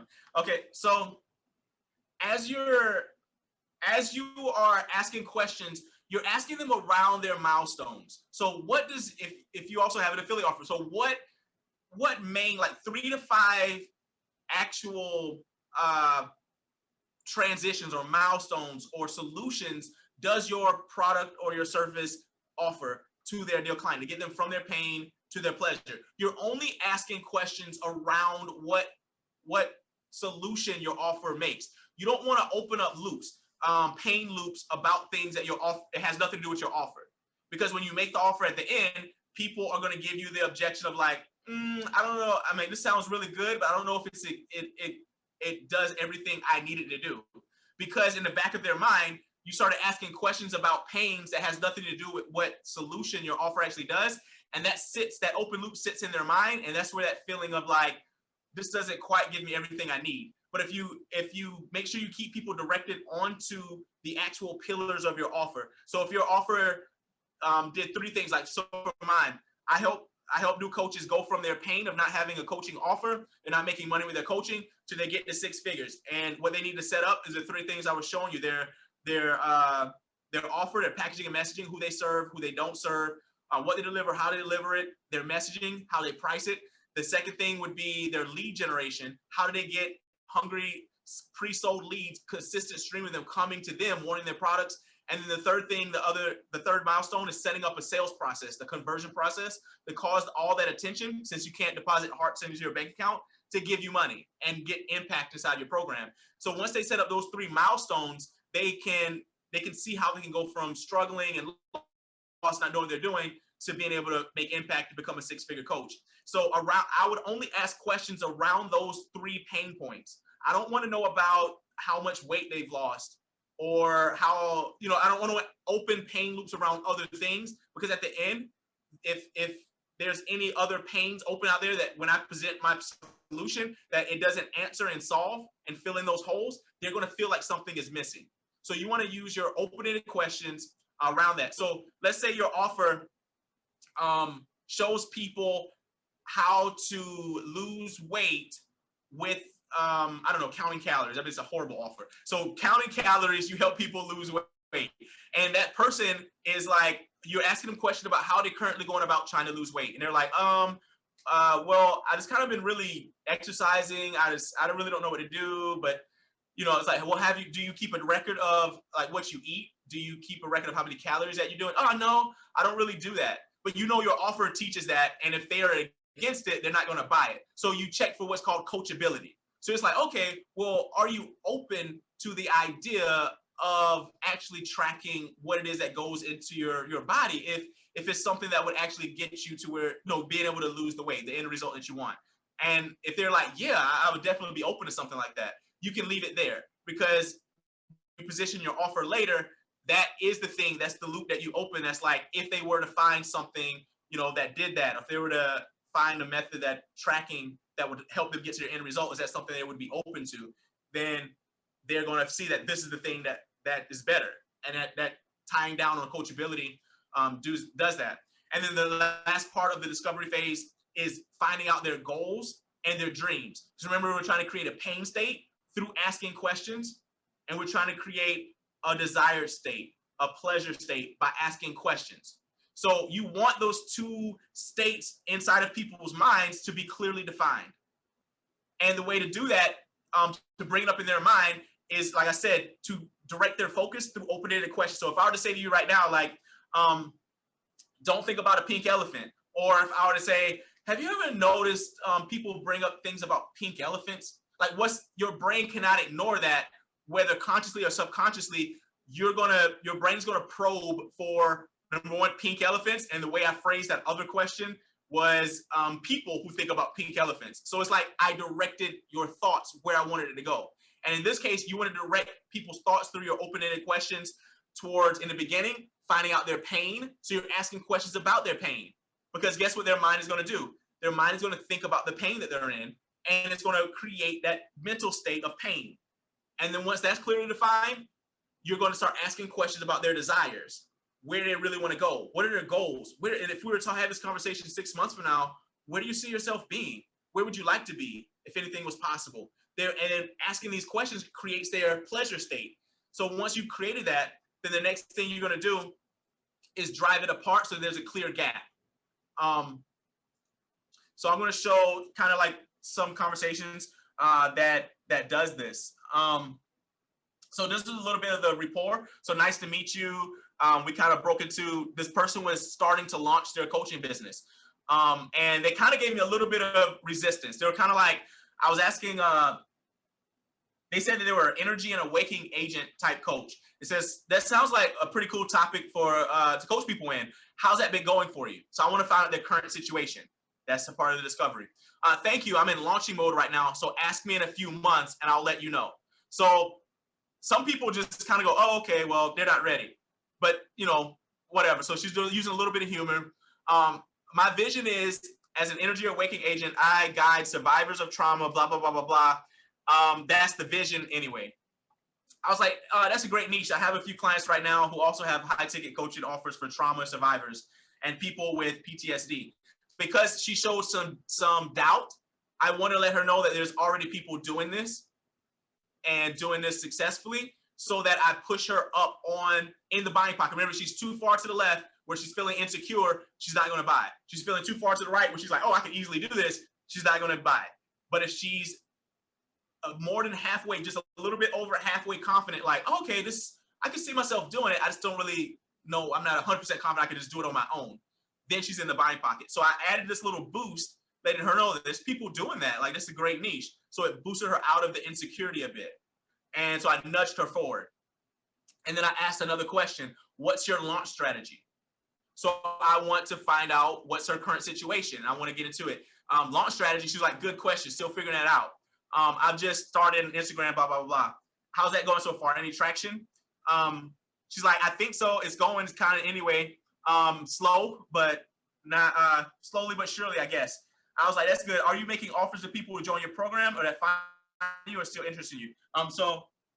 And then I went down here into her goals. So she was like, no, I don't have a program yet. So I want her to hear herself say over and over, since she's a new coach, I want her to hear herself say, I don't have a strategy to launch this, i.e. I don't know what I'm doing. Down here, I don't have anything in place yet. I don't know what this is. And this is all based around my pillars of my offer. So whatever your offer does, whatever it does, whatever problems it solves, you want to ask questions around this that causes them to express and clarify in their mind and feel the pain of like, yeah, I'm struggling with this. I don't know how to solve that. Yeah, this is causing me pain. This is also causing pain in other areas. And then you want to shift into their goals. So here I twisted a knife. I see. So you really don't know how to structure your program. I'm a bit curious. Remember that neutral language. I'm a bit curious. What's your goal with coaching? So now I want to create that future state. So I twisted a knife. So I just reiterated to her so she could hear it back. And with the knife twist that you don't really know what you're doing. So that she realizes that. I gave her a confidence boost. And then I created the gap by going, you're in pain, right? So you don't have a strategy to launch. You don't know how to get clients. You don't know how to get leads. Things are going slow. And by asking her that open-ended question, I caused her to look at it again. I kicked the wounded knee. And then once that was clear, then I want to create the future pay state. What's her goal? And then she shifted into her goals. So I'm creating those two things and keeping the gap there. Is this making sense? I want to make sure I'm not leaving anybody because this is crucial that you get these two states. This is why people buy. This is the psychology around it. And this is it in practice. Because like I said, these people actually gave me money. This is not theory. This is like the real conversations of people going through. She's like, makes sense, very valuable. Thank you. Okay, awesome. So after you've done a good discovery, remember the doctor, he doesn't just come in and as soon as you walk in, go, hey, how are you? Great to see you. I actually have some great medicine that this rep gave me 50% off. I think I might give it to you if you want. And it's malpractice. So once you've done a proper evaluation, a diagnosis of the symptoms, what's going wrong, where does it hurt, how does it hurt, how long has it been hurting, why is it hurting? Now you found out where they really want to be. What's the end result of your thing? And they're a good fit. There's a gap. Now you want to tie down a few things. One is like timing. Something I like to do is create what's called like an urgency frame, because if people don't feel like they need to do it now, remember rule 3 of selling is people will fight like heck to stay where they are, to stay in their comfort zone. But your job is to lead them out. Your job is to help them make the best decision for them. The best decision for them is usually outside of their comfort zone. So one way to do this is towards the end. You can't start creating urgency so much in the beginning because you haven't earned that. In the beginning, you want to just use neutral language, kind of focusing on the details, the pain, the goals. And then once you've clearly done your doctoral duties, now you can go, well, I'm a bit curious. And I'm going to show you this in an actual conversation. Hopefully it'll make even more sense. It's like, I'm a little bit curious, but you said that you were, kind of struggling with this. You really want to get here. Is this something that's a priority for you now? Or is this something like a, 6 months from now thing? So that they hear themselves and they tie themselves down as saying, this is something now. I really need this in place. And they're going to feel that because they just went through the emotions of everything that they're struggling with, the cost of inaction and where they really want to go. And it's like, is this important to you? Yeah. And if they don't, then you want to chunk down and be like, well, why would you want to wait 6 months? What's going on? And you can start to dig down into their timing. But you want to make sure you tie that down so they hear themselves say, this is something I want to do right now. Depending on the conversation, and depending on your offer, you also might want to try to figure out the decision-making power. So someone that you may worry that they're going to tell you, I need to talk to my spouse or my business partner, because of earlier in the discovery phase, if you did a good discovery, you're going to know some details about certain things. You have uncovered things. And the more you have these conversations, the more you're going to start getting a gut feeling for it. And you'll know when to kind of dive into many of these. And you can start asking things like, okay, so earlier you said you wanted to retire your family. So I'm assuming that you're married. So this might be a bit of an odd question. Remember, a softener. How supportive is your husband of you getting help with your business or with your health or with your relationship? And they're like, oh, he's all aboard. He's so supportive, blah, blah, blah, blah. Okay, would he need to be included in the decision should you decide to possibly invest or make a decision to actually to move forward to getting help with that, so that they can tell you right then or there whether they need provision. And if they do, you might want to include them into the conversation. Not might, like you should. But if not, you want to get a tie down right there that they say like, yeah, I can make the decision. Now is the time I want to do it. So there's that urgency frame. Or you can kind of be like, well, why is this important to you now though? You know, so you wanted to get to 6 figures in your coaching. You're thinking about starting your coaching business, to do this, to do that. Why is it important to you now? That kind of stuff creates urgency. So when they answer that, subconsciously, they've just said why they need to do it now. And then the ultimate question, I have it in bold here. If you miss this, you're going to miss the sale. Because this is how you create the gap. You've created the pain state, asking those questions about their pain. You've created their ideal state. You're asking the questions about where they really want to be. Now you need to drive it all the way apart.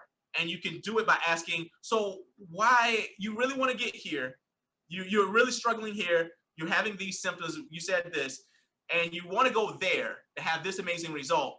Why do you feel that you haven't been able to do that on your own? And when they answer that, they're going to create their own gap. It's going to drive those apart, and they're going to be like, well, I'm stuck here and I can't get there on my own. And they're going to look into the gap, and they're going to tell you what they see in the gap, what they want, what they feel like is missing. And this is how you're able to get the people to do and sell and buy for their reasons, not yours. Because if you're selling like a business offer, you might think everybody wants to buy it because they want to make money, but that might not be their motivation, their motivating reason. When you ask them and they look into the gap and they're like, well, I really just want some support and like accountability. And, you know, like my main reason is because I want to make impact. Like I want to do this for that. So you're not going to position their main thing as like, all right, so this is what we're going to do. We're going to help you get to 10K a month so you can drive a Lambo and all. Like, no, you're going to position, you want them to do it for their reasons. You want to get them, lead them out of their comfort zone for their reasons. So this is going to be very powerful to help show you that. I saw something pop up in chat. So should I say, I see I'm going to listen to this every day for a while. This is gold. Yes, you may have to like repeat this a few times, go back through notes and get into practice. Don't just stay in the learning mode. Go out. The way you're going to get better is by going out and implementing. Like, don't be afraid to make mistakes. Don't be afraid to have someone say no. Don't be like, they're not rejecting you. Because remember, what you're offering them is their goals and their dreams. So they're not, if they say no, they're not rejecting you, they're rejecting themselves. They're rejecting their goals. And it has nothing to do with you. So if you tie your identity, remember, a lot of this is mindset. If you tie your identity into whether or not this person gives you money or whatever, like it's a recipe for disaster. You have to detach yourself from the sale. So that's something I was saying in the very beginning about mindset, is detaching your emotion, detaching your identity, detaching your feelings from the end result. And this is an example. Let me go down here. So here's timing. So this person, I asked him what was his goal. So he was like, he told me his goal, and I was like, that's a great initial goal. Should be able to hit that in around 90 days if you stay consistent. I think he was a little bit low on this, like on the left side, the insecure side. So I wanted to be like, yeah, you can do that. You can reach that with the right plan. I don't want to just be like, yeah, you could do that, because that would push him too far to think like, oh, I can just do it on my own. He said so, but with the right plan. So that's what's missing, because obviously he didn't have the right plan. So it opens a loop, like there is a right plan. It kind of presupposes that there is a right strategy out there. He just doesn't know it yet. But later, when my offer is the right plan, or whatever offer you're selling is the right plan, I was like, what is the biggest factor standing between you hitting, I think what he wanted to make was $7,200 a month on your own. So then by answering this, he tells me that he admits to himself that he can't do it on his own. So now there's a gap and he's stuck in pain, which is why he gave me money. And it's like, well, his answer was, I just it will just be making sure the action is doing the right things. So I reflected back to him mirroring, so having a proven plan to follow. And he was like, exactly that. So he felt understood. He now feels that he's cut off from where he wants to go, stuck in the pain. And now I can properly position my offer in the next step. I was like, got it. So I'm curious, neutral language again, is getting your coaching business profitable a now thing, or more like something you're looking to make happen in the future? I'm creating urgency. I want to tie him down. He's like, definitely now, dude, exclamation point. Okay, so is this something that is important? So this is something that's important to you right now. And then now I'm going to position my offer. So great. To be honest with you, you seem like a perfect fit for what we're doing in our blah, blah, blah. So I position my offer and I asked for permission to give him the sale. He agreed. Yeah, sure. Thanks for the value you provided this far. So even in your sales conversations, because of the clarity you get by asking these questions, getting them clear on the pain and the situation they're in, the goals that they really want to set, because most people don't even realize where they want to go and where they're even at. Just even that is already so much value. And then now you position your offer as like, here's your actual way out. I'm going to lead you out of your comfort zone. And, then I positioned the offer and he bought. He was successfully got out of his comfort zone. And now he's going to be doing well. He just joined the program, I think last week. So then, yeah, you're positioning the offer and objection handling. So you're getting permission for the sale, the same way I was showing you there. And then you're phrasing it in such a way that it's away from pain towards pleasure. So, hey, I think you're a perfect fit for, my product or what it is that I'm doing to help you get from, you said you were struggling with this, and this, and able to get to those 10K months, or to be able to get those rock hard abs, or be able to have that fulfilling relationship. Would it be appropriate if I told you a bit about what it is that I do? Or if I sent you the link to my video, or if I, whatever, you're able to present your offer. And then don't prop up the sale. So this is where people get to the 1 yard line, or the 5 yard line or whatever, and they fumble. Because it's like you did everything right up until the end and you create buyer resistance at the end, because you're like, all right, would it be appropriate if I gave you, if I told you about my program, I think it would really help you. And they're like, yeah, okay, well, my program is this, this, and this. And if you don't buy, that's fine too. And then, you're going to get all this stuff. And like, that's why it costs this. But and you start propping up the sale. It causes the person, a natural reaction is kind of like, well, why are they saying all that? Like, does this really work? Like, it causes the person to be skeptical now, because you're trying to prop it up. So if you shouldn't be selling things that you aren't confident is going to help people, and probably that you've already tried yourself or experienced yourself. But rest in that you're confident with what it is that the prescription that you're writing as the doctor. So you're like, well, this is my program. This is the key pieces. This is where it is. Boom. Here's the investment. Here's the video. Check it out. Message me back when you watch it. I have some bonuses for you, or whatever it is. And you say it with confidence. You keep it and you let it be what it is. And what's going to happen is you'll go into the position of offering and handling. Okay, so yeah, as you saw here, we went into it. I gave it, to be honest, everything we discussed, you seem like a perfect fit for what we're doing. New private case study program. I've got info on how it works in a private YouTube video. We'd like me to send you the link. It's like, sounds great. So I gave him permission. He gave me permission to sell him. I said, cool. I sent him to a video that has the VSL, has a VSL. It's to sell him and present the offer in video format. I was like, give it a watch. Let me know if you're in or out. It's like, cool. I'm watching it now. Okay. Came back. It's amazing. Let me let that go away. I have a few questions. So sometimes you're going to get this. People don't buy right away. They have questions or they have objections. So now it's time to shift into the objection or question handling process. So a few tips, a few rules to follow is, number one, always agree. Always agree. So if someone's like, whoa, that costs a lot of money, that's expensive. Instead of going, no, it's not expensive. Like, you're just thinking about like combative. People aren't going to buy because now you're in like a fight with their ego where it's like, well, they have to not buy your thing in order not to be wrong. Or, like if you come in like you create resistance. So if someone's like, man, that's really expensive for me. the first thing you should be like, yeah, you're right. It is quite an investment. So you immediately agree with them. It no longer becomes an argument, a you versus them. And now you can have a productive conversation about it. And what you want to do is isolate the objection. Like, you're right. It is quite a bit of an investment. It is expensive. Is the investment the only thing stopping you from moving forward? So that they can tell you what are all their question marks, because maybe they're not certain about your product, maybe they're not certain about themselves, maybe whatever it is, so you can get it all out there. So if the first thing they pop up might be a smoke screen, it might not be the real thing that's holding it back, and if you just spend all your time focusing on solving that and you get it solved, they still don't buy because they have other objections that you never even brought up.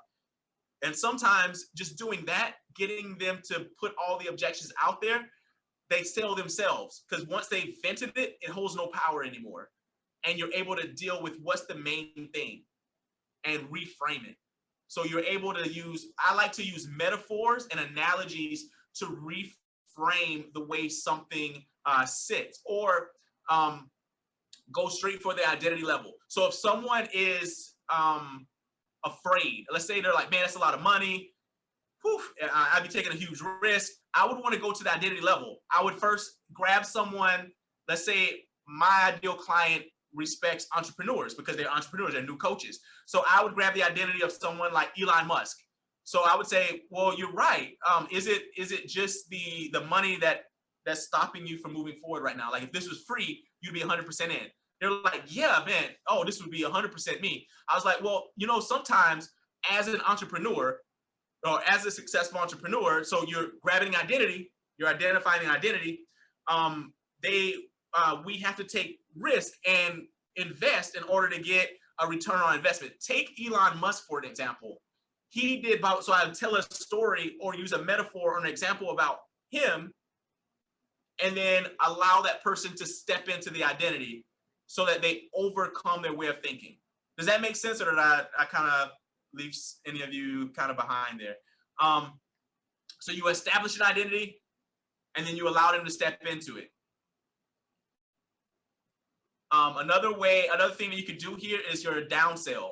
So actually, if you have lower end products, like a cheaper product on the end, someone can't afford your higher ticket thing, you may have something that may have less support, less bells and whistles or whatever, that you can now go, okay, well, look, I do have an alternative thing that would still help you get to the solution, but it just would be missing a few of these components.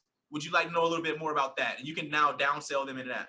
You guys still with me? Let me know, give me a yes in the chat if you guys are still tracking with me right now. You still following along? Everything is still making sense? Yes, great info. Yes, I see James, Denise, Roman, Lisa. Awesome, great.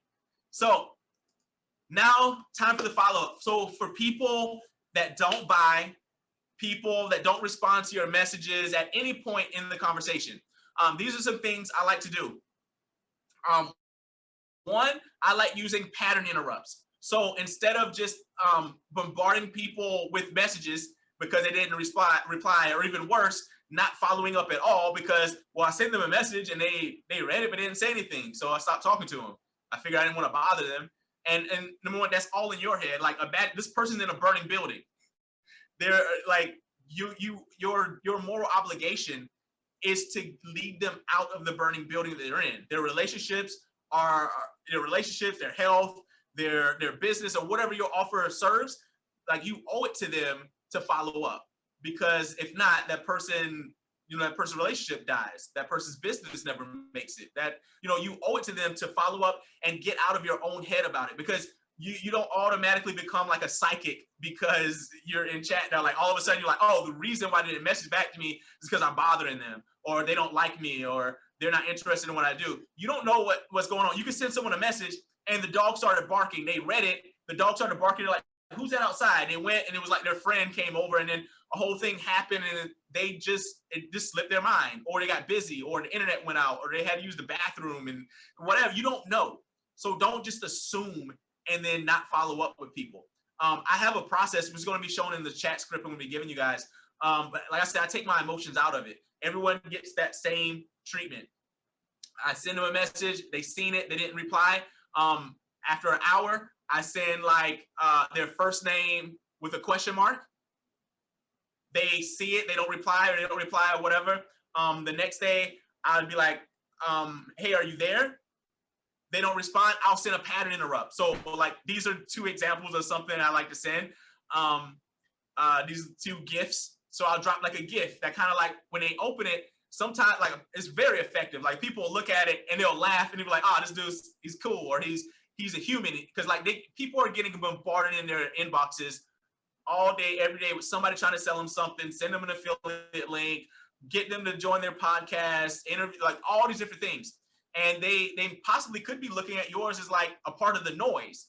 But these kind of pattern interrupts causes you to stand out. It catches people's attention, and it causes that humor, like funny equals money. So, and then following up, being consistent.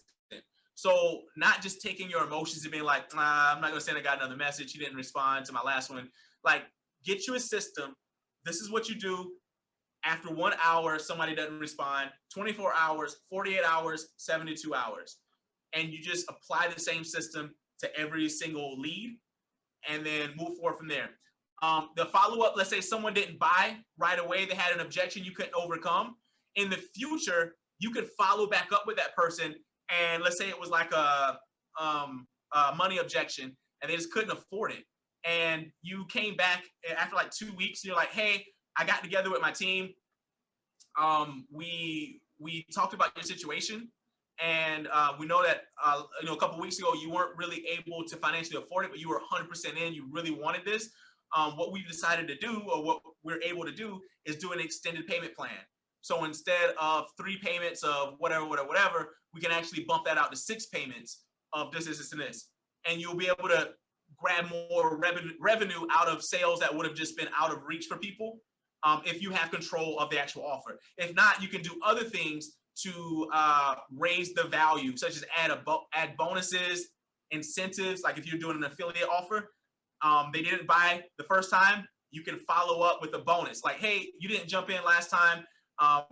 Totally understand that. I created this amazing bonus package that goes along. It's going to 10x your results. And I was wondering if you're interested. When you wanted to check it out, I think it would really be something that would be right up your alley. And then some people are gonna take you up on that offer as well, from your re-offers and your follow-up. So the money is definitely in the follow-up. I guarantee you right now, if you're already selling through Messenger, you're already selling through the phones or whatever, and you don't have a solid follow-up program in place, just by implementing this, you're gonna probably unlock thousands, if not tens of thousands of dollars per month just doing this. So I'm not going to be able to show any of the like real world objection handling that I do, simply because of like privacy concerns. Because when I start dealing in like objection handling, I get a lot of like really personal information, and I wouldn't, I respect my clients and people who didn't become clients for whatever reason. I still respect their privacy, but I can explain the objection handling process. Let's see, do you use a spreadsheet for potential clients that you started rapport with? So I'm going to show you, Katya, I hope I'm pronouncing your name right. I'm going to show you the exact system here in just 1 second of how I actually track all of my leads, myself and my team, how we track our leads, and we communicate back and forth so that we keep up with our, who we're talking to, who we're not talking to, what part of the process that we're on. So with objection handling, here's some ninja tricks that you can use. So let's say you were talking with someone, they had an objection about, they had money, they had a credit card, but they're just like, look, man, I'm not comfortable putting money on my credit card, for this. Like, I know it could help me. I really think it could. I just don't really feel comfortable about it, man. This is too risky for me. I have all of this and that going on, whatever their story is, whatever their limiting belief about it is. So what you can do is, if you notice a trend of a certain type of objection that you get from about your offer or your ideal client, you can actually make content. you can, if you have a Facebook group, you can go live and talk about that. You can make a pre-recorded video that overcomes that objection. So you can make a video about how entrepreneurs use credit in order to create wealth. So like buying assets, and no one ever goes out and buys a $5 million skyride or like a hotel like 100% cash. They use leverage. They go borrow the money's bank on interest, and they're able to control $5 million with only like 10% of that money. So the big, small hinges swing big doors. So you're able to help them restructure their paradigm to see, like, it's a limiting belief, thinking that all using credit in every situation is bad or detrimental, or not accepting, like, when to accept risk. Because just because there's risk there doesn't mean that you shouldn't proceed forward.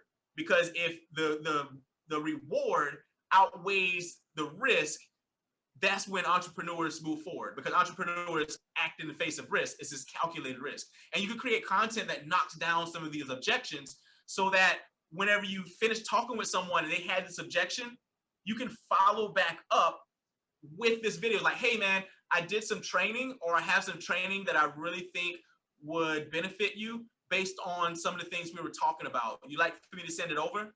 Then you can send over, or you can tag them in this training, and they go through it, and it handles objections for them. And then you can follow back up in the future and be like, hey man, how's it been going since the last time we talked? But what was stopping them from moving forward before, your content would have helped reframe and shift and break some old limiting beliefs and paradigms, and gave them installed new ones, so that you'd now be able to lead them out of their burning building. And you can just make content that you can give over that builds trust, that gives value. So it's like, hey man, I was thinking about you. We were talking last week. You didn't jump into the program, but I have some content that really helps you with X, Y, and Z that you're struggling with. I'm going to give it to you. It's a video, it's a 30-minute video on how to build lead generation, how to grow your email list. I'm going to send it over. And they're like, oh man, you're awesome. Builds trust. It adds value. Because people have, like I was saying in the beginning, buying cycles. They made that 5% of the marketplace, you can build a 6-figure business off, the people who buy now. But the real wealth is going to come from that 95% of relationships that you nurture, that you continue following up with, that you give value to, that you knock down the limiting beliefs and help them have those aha moments. Because what aha moments do is they release dopamine, the same stuff that causes people to be addicted to substances and vices. That dopamine, those chemicals in your brain, when you have an aha moment, it releases dopamine. You're like, oh my goodness, I never thought of things like that. I feel good. I have a dopamine release. And what happens is people associate that dopamine release with you. So then you become like their drug. You become that trusted person. You become the person they want to go to get that aha moment, to get that, like, oh, I'm breaking through. I finally get it. And once you've connected those, now you have influence. Now you're able to lead them out of their burning buildings and from their hell to their heaven.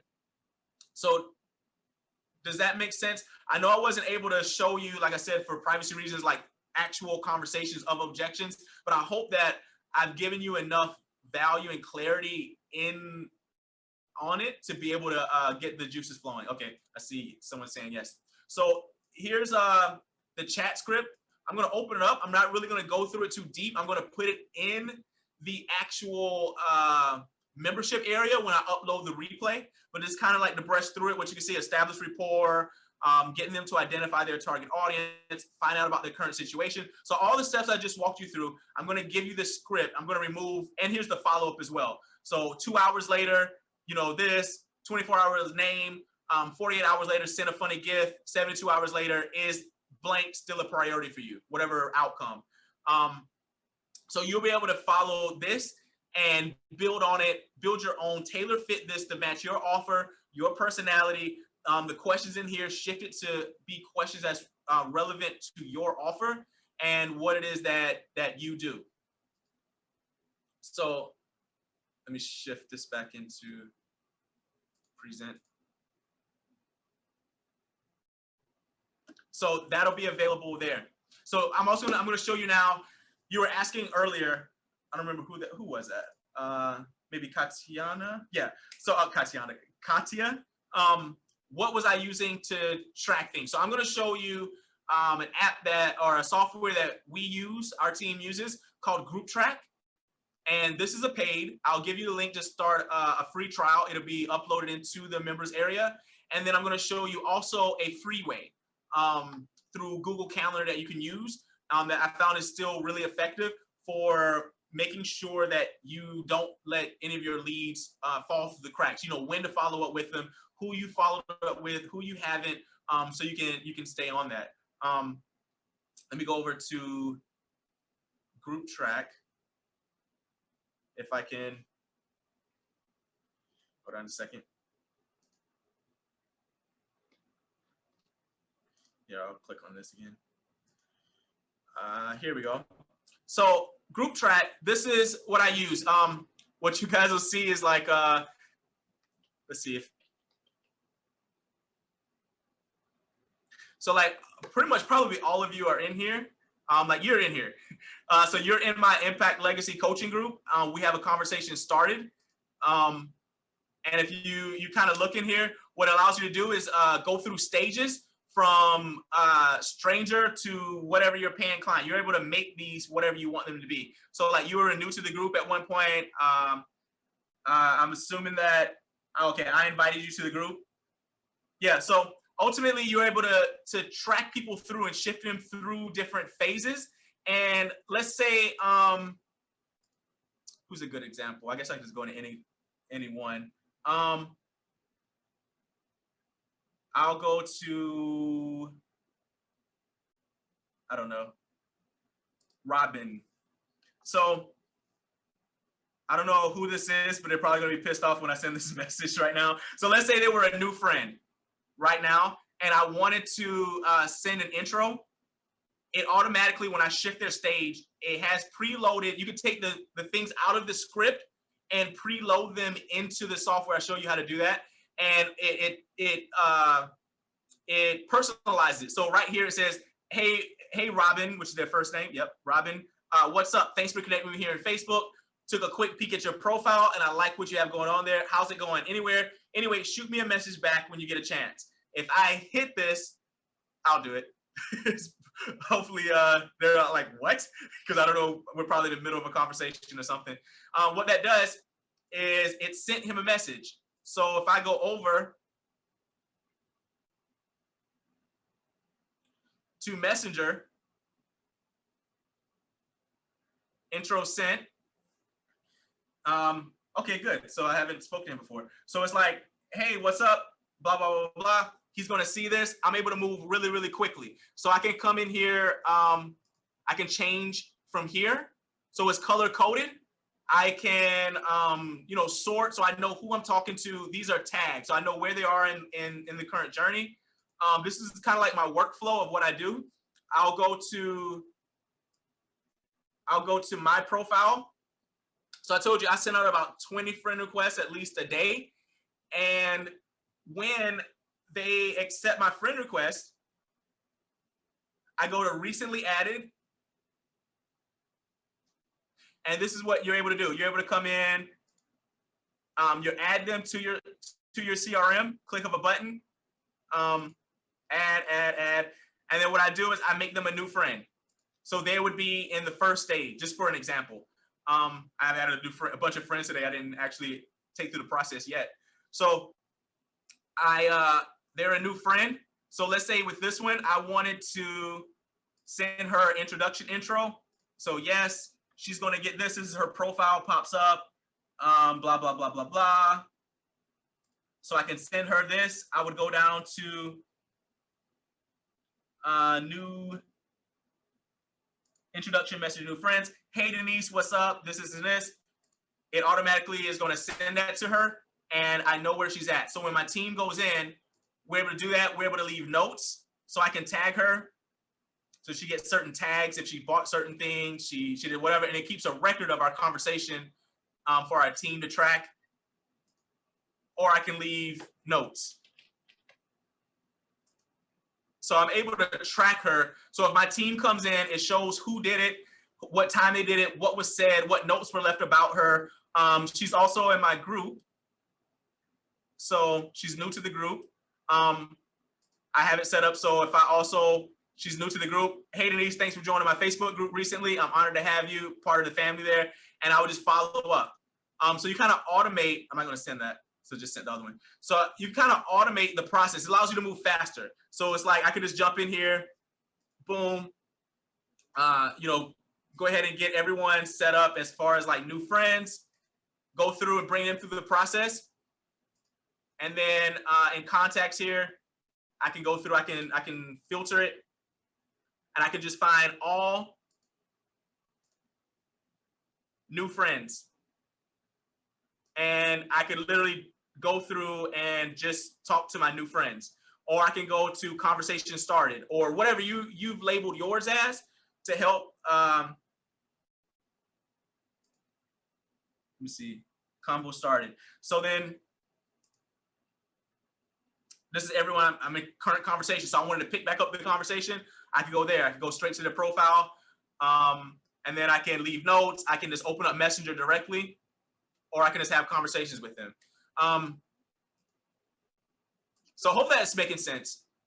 This is where you can add new ones.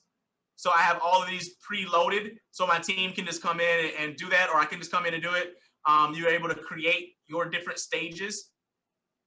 You're able to connect with your email autoresponder. So as people become your friends and they request to join your group, it automatically collects their email and starts the email sequences, autoresponder sequences, to go out to that person to start building the relationship through email while you're doing it through here. Yeah, so let's see if you guys have any questions. I'm going to show you the Google Calendar freeway. Denise, this is me. Hey, Denise. All right, so yeah. Let's see. So with Google Calendar, any questions about Group Track so far? If I were here in the group, it shows up beside your name. It shows you right where you're at. So like people are commenting here. I can add them. So it'll show their stage. So this person's new to the group. So as you're going through and you're commenting, I can see where you are. So this person, Denise, there you are again. So group temp check and welcoming for the group. So I have stages inside the group. My team is able to come in here and we're able to collaborate back and forth and do those kind of things. So let's see if I have any questions about Group Track. No? All right, so I'm gonna go on to Google Calendar. So this is what you can do here. I don't use this anymore because I use the actual software, but sometimes I do. Like I have here, someone's making a payment, or they were making a payment on the 18th. So this is what you can do. As you're having conversations with people, right? Up here at the top, if you don't click and make it an actual thing, you can, let's say on the 15th, I was talking to someone and they were like, oh yeah, can you hit me back on Tuesday and let's talk again then. I'm gonna be busy until then. It's like, okay, follow up with Billy Bob. I don't know, whatever his name. And then I can add that there. So I'll know this is when I need to follow up with Billy Bob on the 15th. Or 2 weeks from now, he's like, can you, I'm not ready right now. Can we check back on maybe like January 3rd? That's when I really want to start getting things going. Guess what you can do? Go over to January 3rd and say, follow up with whoever, or accept payments, or blah, blah, blah. And you can do as many of these as you want. So let me go back. So if I wanted to make another one, somebody else is the same follow-up, I don't know, personal thing. Remember I needed to walk the dog, I don't know, anything. You're able to follow up and it's gonna stay up above. No matter how you scroll it, it gives you those reminders. So you don't have to hold these things in your mind. Sometimes you can almost seem like superhuman or like you never forget anything just because you're not trying to hold all this on like spreadsheets and notepads or try to, even worse, like try to remember it off the top of your head. You're able to just, while you're in the moment, so let's say you're talking to someone and you got to an impasse, like, you know what, I want to follow them again on Thursday and see how their interview went. They said they're going to apply for this job, a new credit card, and I'm going to follow up on Friday to see how it went. Leave that event for yourself so then you'll know to check back up, or you know to do that thing. And this is also really, really effective. And you're able to come in here and you can leave yourself notes. You know, you can, hey, he had to blah, blah, blah, blah, and you can keep updating yourself. So when you follow with Billy Bob, put the date and the time right beside it, and you'll see the notes that you made. You'll see what it's all about. When you hover over it, it has it here. So it keeps an update of like what's going on with these people, where they at. You can also move it around if you, I need to do this tomorrow instead of today. Guess what happens? Now you can do it tomorrow. So that should help you with some of that. Hopefully it did. Let me know if there's still some questions there.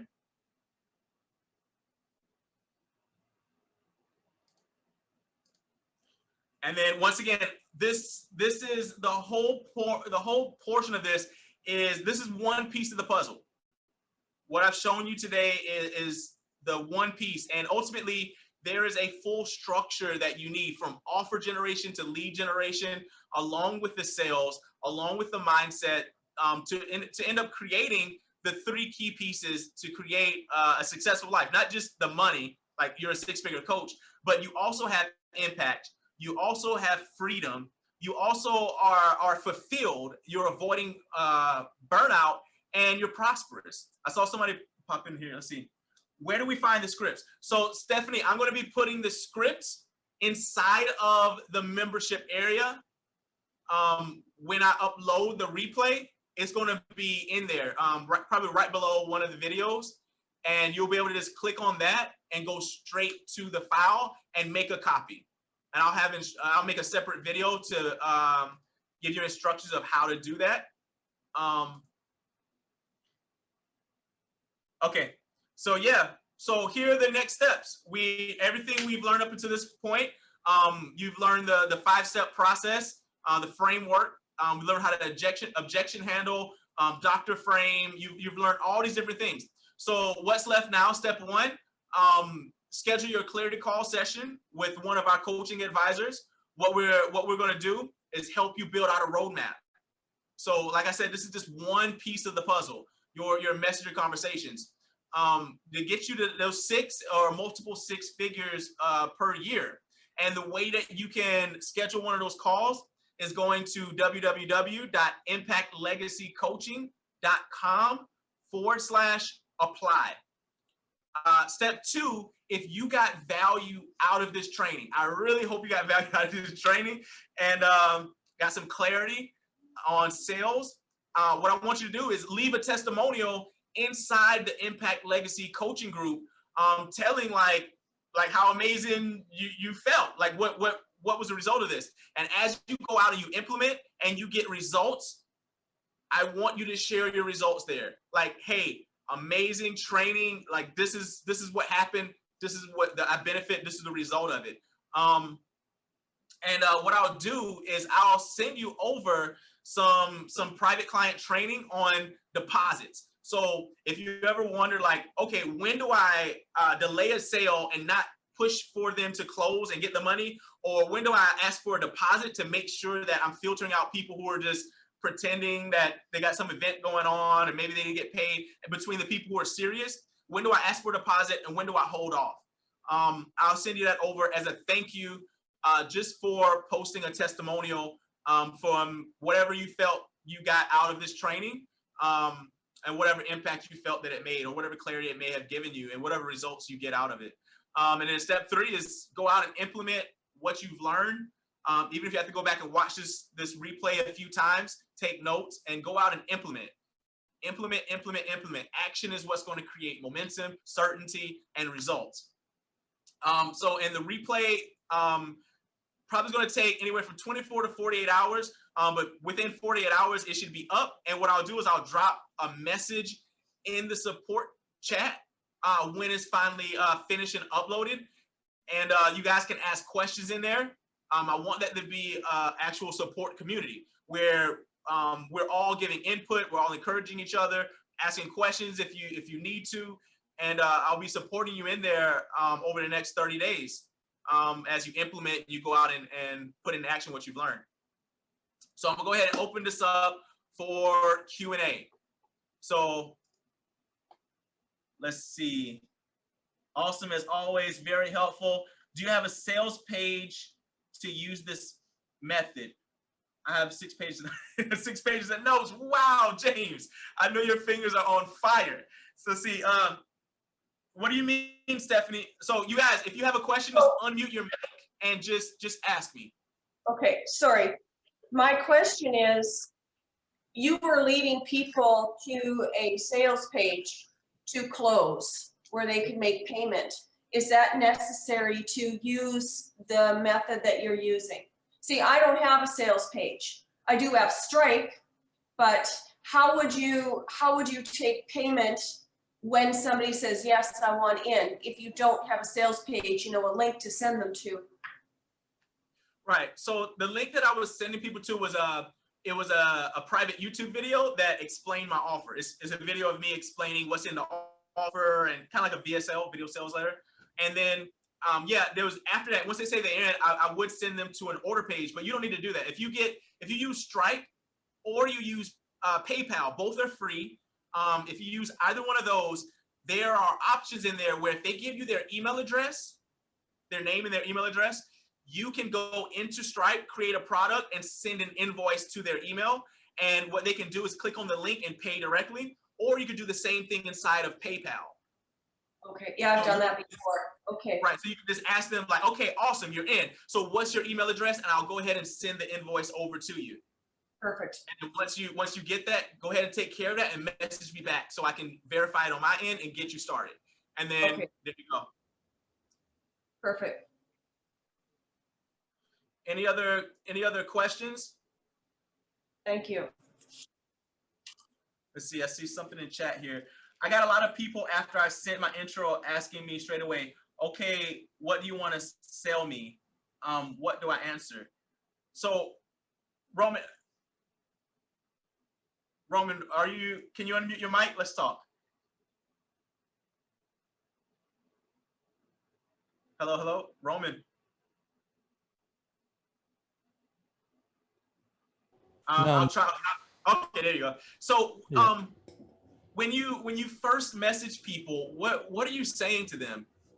I basically just sent an intro video, just introducing myself, where I live, a little bit about my family, and that I'm an online entrepreneur and nice to connect.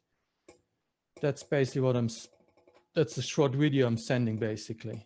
And then most time straight away I get back, okay, what you selling, dude? Is it because have the wrong friends I'm inviting, or I just don't know what to answer then? Yeah, So so just that's going to be a little hard for me to know unless I see the video, because it might be something that in the actual video that's creating some type of buyer resistance. Because that's kind of odd if you're only saying like, hey, thanks for connecting with me on Facebook. I have a family, I have kids, love to learn a little bit about you. Look forward to hearing from you. And then they're like, what are you selling? I'd be a little bit like, wait, what do you mean? I would think something's wrong with them.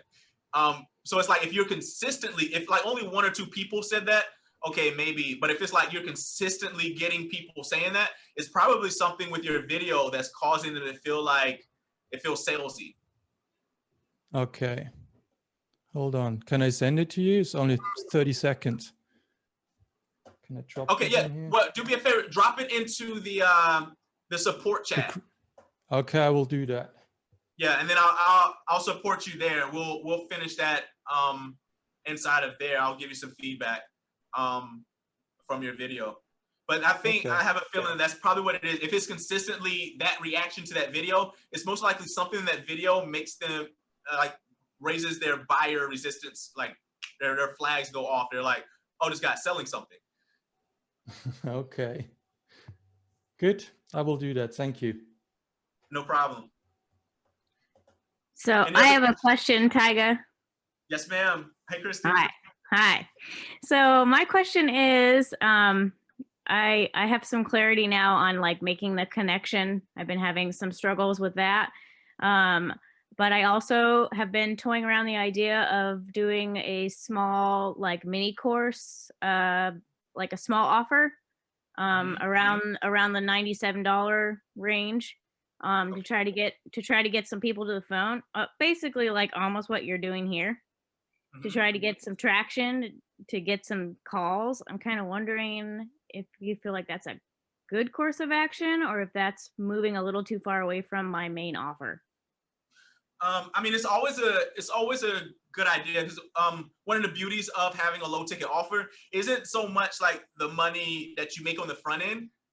It's qualifying buyers and building a whole bunch of value and goodwill with people. It's like you give people wins up front, so it makes sense for them to take the next step with you. Right. You get what I mean? Okay. So- Yeah. This seems like after I've done, a lot of like research, this seems like the most A to B strategy. Like they need something smaller to get to the phone. Like there's just too much resistance to do it like the regular way because I'm in like the mental health field. So Mhm. I feel like if I were to throw a little teaser out there, it helps, put me in more of an expert role, and that might help. I just wanted to make sure that wasn't going too far like off base from the main offer. But what I want to do is put a small chunk of the main offer, basically, like a teaser. What I would do, I wouldn't launch anything like pre-recorded. I would do exactly like what I'm showing you. What Like, you're doing. I like never create things before people have given you money for it. Right. Like, you get what I mean? Yeah. I was so- basically going to launch it and say, this is what I have to offer. Are you interested? And then kind of see where the field's at. If they want that offer specifically, then make it. If they don't and they want something a little bit different, then figure it out and make that. Yeah. And yeah, it's going to come down to testing, seeing what they want, making the offer to them. I use the analogy of your ideal client. We call her Sally. Sally's sitting at a bus station across the street. You could either like stand across the street, like doing equations and going, I wonder what Sally wants. And you're doing all these things and making all this stuff. And you walk over and you're like, Eureka, Sally, I got exactly what you want. This is what it is. And she's like, what is that? I don't want that. Why would you think I wanted that? Get away from me. You're weird. And you walk back across the street. You're like, crap. Okay, now I really got to figure out what Sally wants. And you try to process again. Sadly, that's how a lot of entrepreneurs or new coaches go about it. But the better way is just to walk over to Sally across the street and go, Sally, what do you want? And Sally goes, well, what would be really nice if I had blah, blah, blah, blah, blah, this, and that. Okay, cool. And then you walk back across the street, make exactly what Sally said she wanted, and come back over and say, hey, Sally, I got this amazing thing I think you'd be interested in. What is it? It's this, and this. Whoa, that's exactly what I want. Oh my God, I've been waiting for something like this. And then you're like, well, here it is. And now you get it. So like, this is a product of that, where it's like, what are you guys struggling with? Getting clients. Well, how so? Sales. I don't know how to like get people onto the phones. I don't get how to get them to buy my thing. So, okay. Put it together. Hey, I have exactly what you want to help you get the results that you want. I give it to you. Then you're like, awesome. This is exactly what I needed. How did you know? Because you told me. And you want to do the same thing with your clients. Awesome. Yeah, I pretty much already. I mean, I said, pretty much put feelers out, and people want to know how I reduce anxiety. And I said, if I put that in a course, would you be interested? And I've got people ready. So I'll just do it. Awesome. Thank you. Yeah, keep me updated. Like post inside of the support chat. Let us know. Yeah, I will for sure. Okay. Anybody else? Don't be shy, because when we get off here, you'll be like, I wish I would have asked them this. This is the time. Hello. Oh, hello. Hey, Denise. Thanks for being my example earlier. I said I must look that different. Look. I'm not wearing my glasses also, so. It's all right. But quick question. Maybe you can help me with this little, I guess maybe a limiting belief for me. One of the things that I see, like yourself and other people, most people are selling other products to coaches or people that are looking to start a business. And what I want to be teaching about is actually finding purpose. And what I'm asking is, what I find is that a lot of people want that end goal of how do I create more money? And I'm trying to see how I can actually combine the passion, the purpose, passion, to how do they create and actually create more money also. And I'm just, I guess I'm not phrasing my question correctly. I'm finding that the people I'm coming across are really, their end result is that they really want to make more money. Okay. I don't know if I'm making sense right now. Okay. So their end result, they want to make more money. Their current pain is that they're struggling in their business or their job, or like who are you targeting? Is it entrepreneurs? Basically, okay, let me tell you that first. My target market is going to be women between 45 and 55, pretty much, going through that midlife crisis, really wanting to say, I don't know what to do with my life. I'm hitting a brick wall right now. Confidence is down, our bodies are changing, our minds are changing, and trying to really dig deep inside and let them find what their true passion is that they want to create. And with that being said, I'm saying most of the time it's always tied to the end result of how much money can I also increase. I know that goes along with the confidence and the self-worth. When they start to build that, then they also want to build the money. But I'm having a hard time linking those two together is what I'm saying. Okay.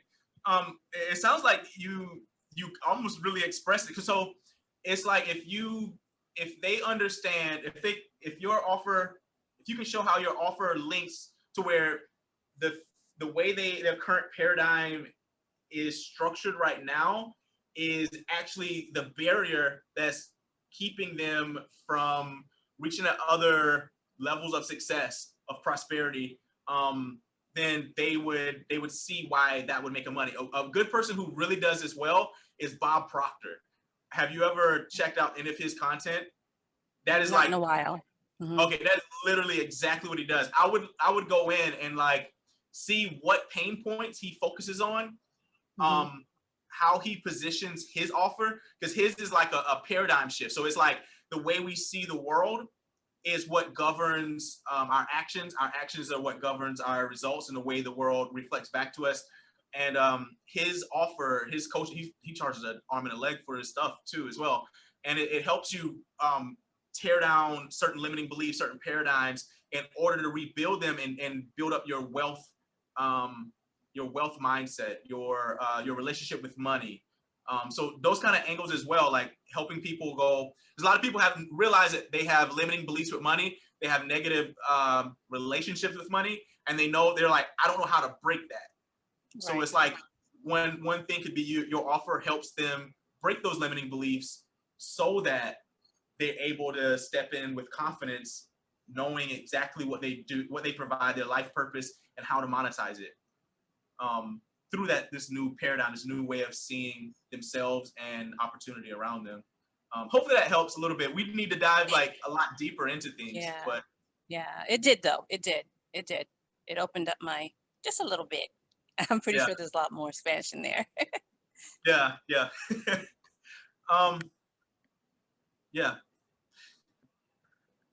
Anything else? Any other? I do. So now I just a quick question. So earlier you were talking about, I guess really, because a lot of the groups that I'm in are all like coaching groups that are people like me who are looking to start their business. So the best way for me is to really go out and find those groups of women who are, I don't want to say in a state of depression, but think people who are probably wanting to lose weight. You're saying to get in other groups like that and then start to friend those people and then be able to offer what you have and build relationships there.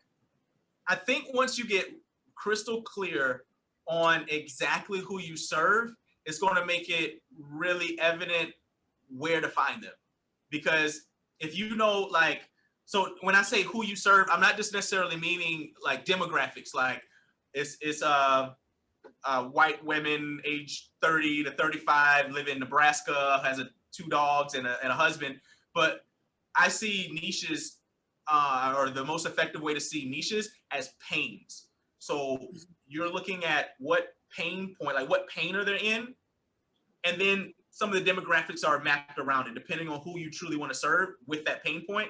And then once you know, it's like, okay, so this person has a feeling, you understand like what humiliates them, what keeps them up at night, what do they complain to their friends and family about, what are they always worrying about, what do they really want? And you're able to pick up on the conversation they're already having in their own head. You're able to go, okay, if I were that person, this is what I'd be typing into YouTube. This would be the blogs I'd be reading. this would be the podcast that I'd be subscribing to. This would be the Facebook groups I'd be joining. So then you could simply just go to those places. And if you know influencers or gurus in the space who are already serving those people successfully, you can go join those communities. And guess what? They already did the work of gathering your herd together. Your tribe is mixed in somewhere in that group, you know, that swarm of people. And all you need to do is show up, give value, connect with them, and pull them into this process. Okay.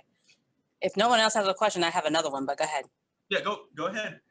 Okay. No, when you say niche it down, because this is a flip to that. Most people tell you, you know, we go from the demographics, what age. I mean, and yes, I've done the pain points, but no one actually, are you saying to go just target on one specific pain point or to niche down that deep? So here are the 4 alignment questions I'll give you. So one is like, okay, who is it that you're 100% passionate about serving? Like you would serve them for free if it came down to like, I love these people.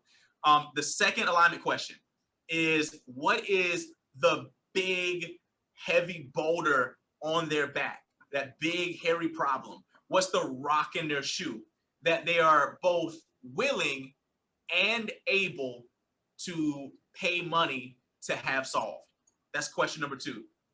Question number 3, what do you 100% love doing? Now, if the answer to question number 3 doesn't align with the answer to question number 2, you need to pick a different number 1. Hopefully that made sense. So if the thing you love doing doesn't align with the big problem that person wants solved, like you don't like actually solving that big problem that they're both willing and able to pay to solve, you need to pick another group of people that you're 100% passionate to work for. So you would go down to your second most passionate group. So who are they? Then what are their big, heavy problem they're both willing and able to pay to have solved? And then what do I really love to do? Do I love solving that problem? And then the 4th alignment question is, what am I actually really like the best at doing? Like, what am I really good at doing? And don't worry if you aren't super good at it right now, because if you immerse yourself, like we humans are amazing that way, you immerse yourself into something in a matter of weeks, you become more skillful in that than like 80-90% of the rest of the world's population. And you only need to be a few steps ahead of someone in order to be able to help them. You know, like 5th graders are like gods to kindergartners. You know, like, I don't know if you remember back being in kindergarten, coming out of the cafeteria, the 5th graders are lining up. And you're like, whoa, those people are cool. Like, I can't wait to be a 5th grader one day. You know, so it's the same thing. Thank you. That made a lot of sense. Thank you. You're welcome. Any more? I mean, you got me right here. Yeah, you know, I think I have a question. Okay. Hey, LeTroy. How you doing? I'm doing well. The question is, how much of this process of creating what we want for this business that we want to do is actually our own process of getting over all these paradigms, and how much of it has been the business that you've learned through what you're teaching? So how much of it is you getting over your own stuff to be able to do the business stuff, or is it, what does that ratio kind of look like? I'm a little bit, I don't know if I 100% understand. So you're asking my personal journey, what's the ratio of like, so I could say maybe more or less like, how did you get to where you're at now? How much of it was you developing your own, breaking your own paradigms to actually get to the business stuff? Was it more business or was it more personal process to get to that? Right. So, I mean, they obviously go hand in hand. Like the techniques are really important. Without them, you know, the machine doesn't work. But I'd say a big chunk of it is mindset, because like I think I was using an analogy earlier of like, let's say if you were training a soldier, you know, to fight, his marksmanship, how to shoot this weapon like a rifle. He's shooting it well. He's hitting the bullseye, and then you take him to combat or you take him to the field, and now it's time for him to defend his position. And his mindset is like, I'm afraid. I don't know how. I don't have the courage to fight. I just want to hide. It doesn't matter how well he shoots the gun, because he's not going to actually use any of the skills because he's afraid to. So if you learn all these techniques, but you have an identity problem, or a person has an identity problem where they're like, I don't feel like I'm worthy of success, or I'm afraid someone's going to reject me. You'll never go out and use all these skills that you learn, and it'll show up in constant learning phase. You see some people that buy like course after course after course. They watch YouTube video after YouTube video. They're in constant state of learning, but they don't go out and implement. Yeah, and that's the determining factor. With my case, I've spent probably around $100,000 in like trainings and courses and programs and coaching, and it wasn't until I see Denise to raise her hand. She can relate. It wasn't until I went, wait, I need to do this. That's what caused it. So then I started implementing, but the barrier between me learning and doing was a lot of like self-image. I had to get over the fear of like rejection, or I wouldn't be able to sit on here and talk to you guys. I'm like, well, what if they don't like what I'm saying? What if I say the wrong thing? What if, and then I'm like, well, I'm not doing it. I would never have made the first post. I would have never, I would have never been able to do it just because I would have gotten my own way. It's called self-sabotage. And our paradigms, so Denise has a really powerful transformation she can provide for people, because that's what trips a lot of entrepreneurs up. They spend tons of money learning the techniques, but then their own paradigm destroys them. And it holds them running in the circle. It's like a dog chasing his tail. And then, so I'd say like 80% of it. So that's one of the things I work with my clients well, is breaking limiting money beliefs, and it's just building out these routines and systems to shift your paradigms, correct your relationships with money, shift your self-identity, because the way you see you is the way you're going to be. You know what I mean? The way you're going to present yourself. That was great. Thank you. That helped clarify some things. So thank you, Tiger. Okay, I'm glad. I see a few comments popped up. What Katiana says, what does a day in the life of Tiger look like in terms of generating leads, interacting and selling? When you started scaling, did you employ, i.e. closers, VAs? So oh my goodness, a day in the life of Tiger. Man, my life is a little odd because I'm in the Philippines. So even right now, it's 1:42 a.m. So my schedule is usually backwards, and I also have a pregnant wife and a daughter. So I spend time with them. I'm working on the business. I'm training employees. Let's see what else you're asking. When you started scaling, who did you employ, i.e. closers? So yeah, I use what's called a setter and a closer. You might see them in the group. They go in, they do a lot of what I was teaching you here. Like they respond, they comment, they get into conversations with the ideal client from the group and from targeted groups. And they walk them through this process and they sell them, or they set calls onto the closer's calendar so that they can take them onto a call, or they'll sell right through chat. So if it's an offer that's $2,000 or below, I have a system set up. I mean, you saw the links in that chat script. I literally use this. Like I eat my own dog food. Like the stuff I'm showing you is actually what I'm using to make the money that I'm making. So I'm showing you like the real stuff. Those conversations I showed you are real conversations of people who are in my program, like right now, people who have really bought from me. And yeah, my closers and setters are using the same process. As far as like the higher ticket things, 2,000 above, I have a whole system for phone closing that we use. And like I said, there's a lot of moving pieces, and a lot of those things, obviously I can't cover in just like a quick masterclass like this, we usually go deep over time, especially like if we're able to have a longer term relationship. Those are a lot of things that I help people put in place to scale you up. So those 10K, 20K and beyond months. So you mentioned 20 a day. Is that a starting point or an end game as well? So I set certain standards. I call them like hygiene standards. So it's like, I call it, what is it? I say attribution. So if I start doing something, I see business as like a box, like a black box. I have inputs, I have outputs. So if I input a certain action, I'll measure everything, I'll keep a record of it and see what comes out on the other end. So if I know if I want what's coming out on the other end to be different, I know the only way to do that is change what's going into it.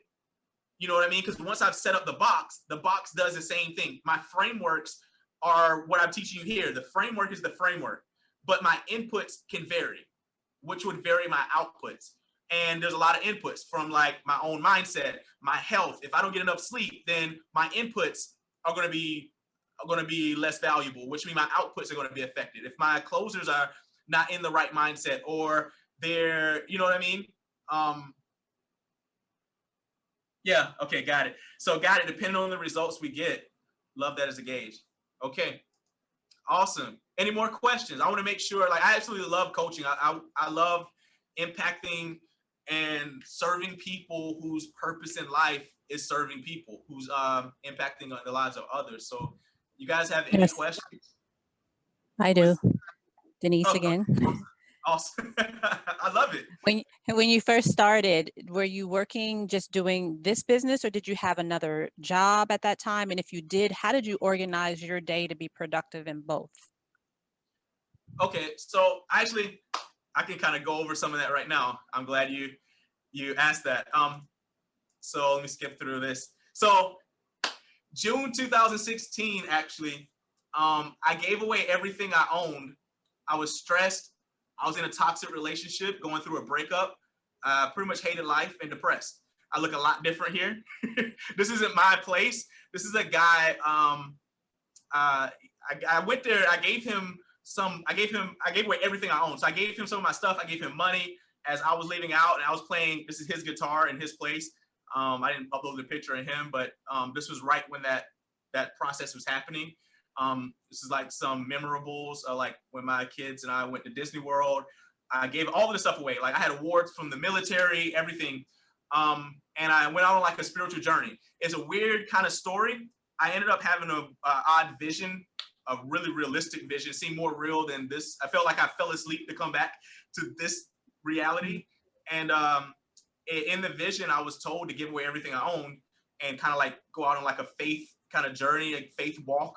And I thought it was completely nuts. And I was like, nope, not doing that. That was insane and terrifying.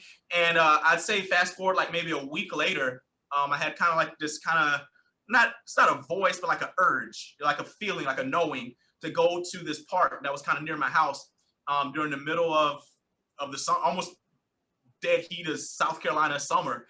And I went there, and there was an older woman there in older black woman in a truck, like steaming hot, just sitting in the parking lot. Just me and her in the parking lot. Nobody else is there. I pulled up right beside her, felt the voice, the feeling tell me to tell this woman whatever she was going through was over. And once again, I was like, nope, that's crazy. I'm not about to do this. This is what we're going to think I'm nuts. So I ended up getting out. I actually went with one of my daughters to the park. She didn't really know why we were going there, but I had to play it off. So we walked inside the little gate, and there was a picnic table, and there was like a track at the park. It's so hot, and there's no shade over this track. And I was telling my daughter, we're about to go for a run. It's like the middle of the afternoon. I'm like, yeah, stretching out. I'm talking to her about like muscles and like why we need to stretch and how to muscle. I'm just trying not to seem completely bonkers to my daughter. And she's sitting there like, what are we doing? And I'm like, why are we here? And the woman, I heard the engine of her truck start. And it was like a feeling of like, if that woman leaves without me telling her what I was like, my life, my future, everything was leaving with her. And before I even realized it, I was in a dead sprint. Before this woman could go anywhere, I arrived at her window, out of breath, probably seemed completely out of my mind. And I was like, wait, you probably don't know me. I promise I'm not crazy. But I was like, God told me to tell you whatever you're going through is over. And she ended up, so she had a scarf on her head, older Black woman. She ended up opening the door of her truck, moved back, and she got out, started speaking in tongues. Like, if you know what that is. If not, that's like, okay. So she started speaking in tongues. I fell to the ground. I did too. Never spoken in my life. So I was a physics major, to kind of give you an idea of like my perspective on life, my paradigm of the world at the time. So I didn't never speak in tongues. I didn't never do any of that stuff, whatever. But I started, and my daughter finally made her way over right when it was ending. And she was looking at me like, I could see out of my peripherals, and she was looking at me like, what in the world?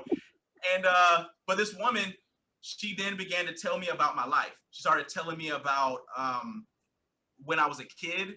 She was like, you know, she's like, that 12-year-old kid with a gray sweatshirt riding his bike up and down a dirt road right in front of his house. Like, she's like, God didn't forget about him. And she started telling me this. It gives me goosebumps. Chills. Right. She started telling me all about like my life.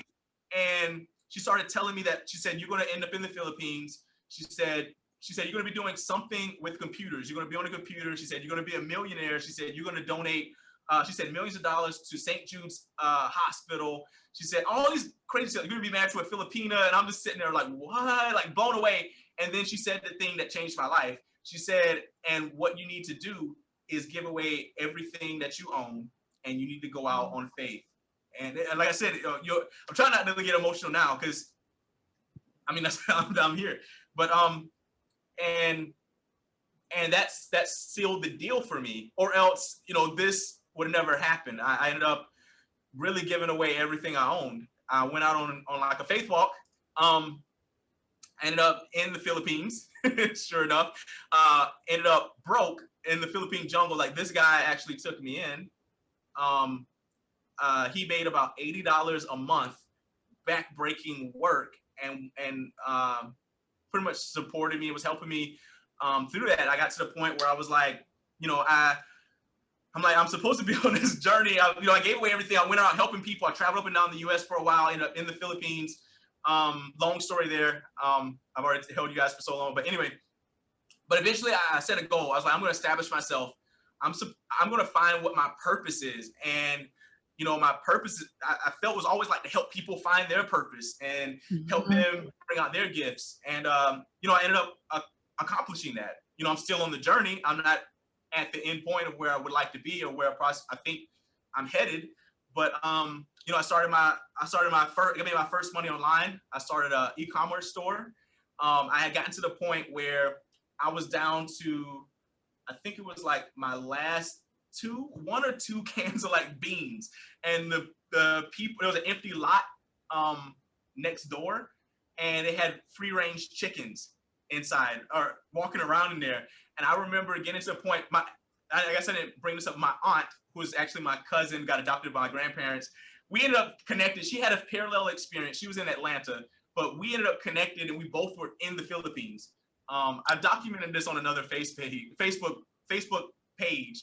I can share that at some point with you guys. But anyway, she was there, I was there, and I remember like telling her, like, look, if something doesn't happen by like tomorrow, I was like, 'cause I could hear the chickens, and I was like, it made sense then, but in my mind, I was so desperate and so hungry and so, you know, in that state, that I was like, I'm gonna go chase down these people's chicken and kill it and eat it. I'm like, we're feasting like kings and queens tomorrow if something doesn't happen. And I opened up a Shopify store, and that's what I had used my last bit of money to do that, off of that same type of feeling or whatever. Seemed crazy at the time, but yeah, I ended up making 5K. And, you know, I started like pulling myself out of it. I ended up starting into what's called affiliate marketing. I came into affiliate, if you know what that is, it's like promoting and selling other people's products and courses or whatever. I ended up doing really well. I joined up under a mentor, and I had my first month, I made 10K. And yeah, people started coming to me for help. Like some of these people are on the call with me right now. So like some people started coming to me for help. Like some people picked up on this part of my journey. Like I met them through that program, and people were coming to me for help. I started helping them, help people start making their first money. So I kind of fell into coaching on accident. So I ended up taking over his coaching program. He moved to the Philippines. I was in a different city in the Philippines, and we both ended up here in Cebu. I ended up finding out, everything happens for a reason, but I ended up finding he wasn't exactly who he said he was.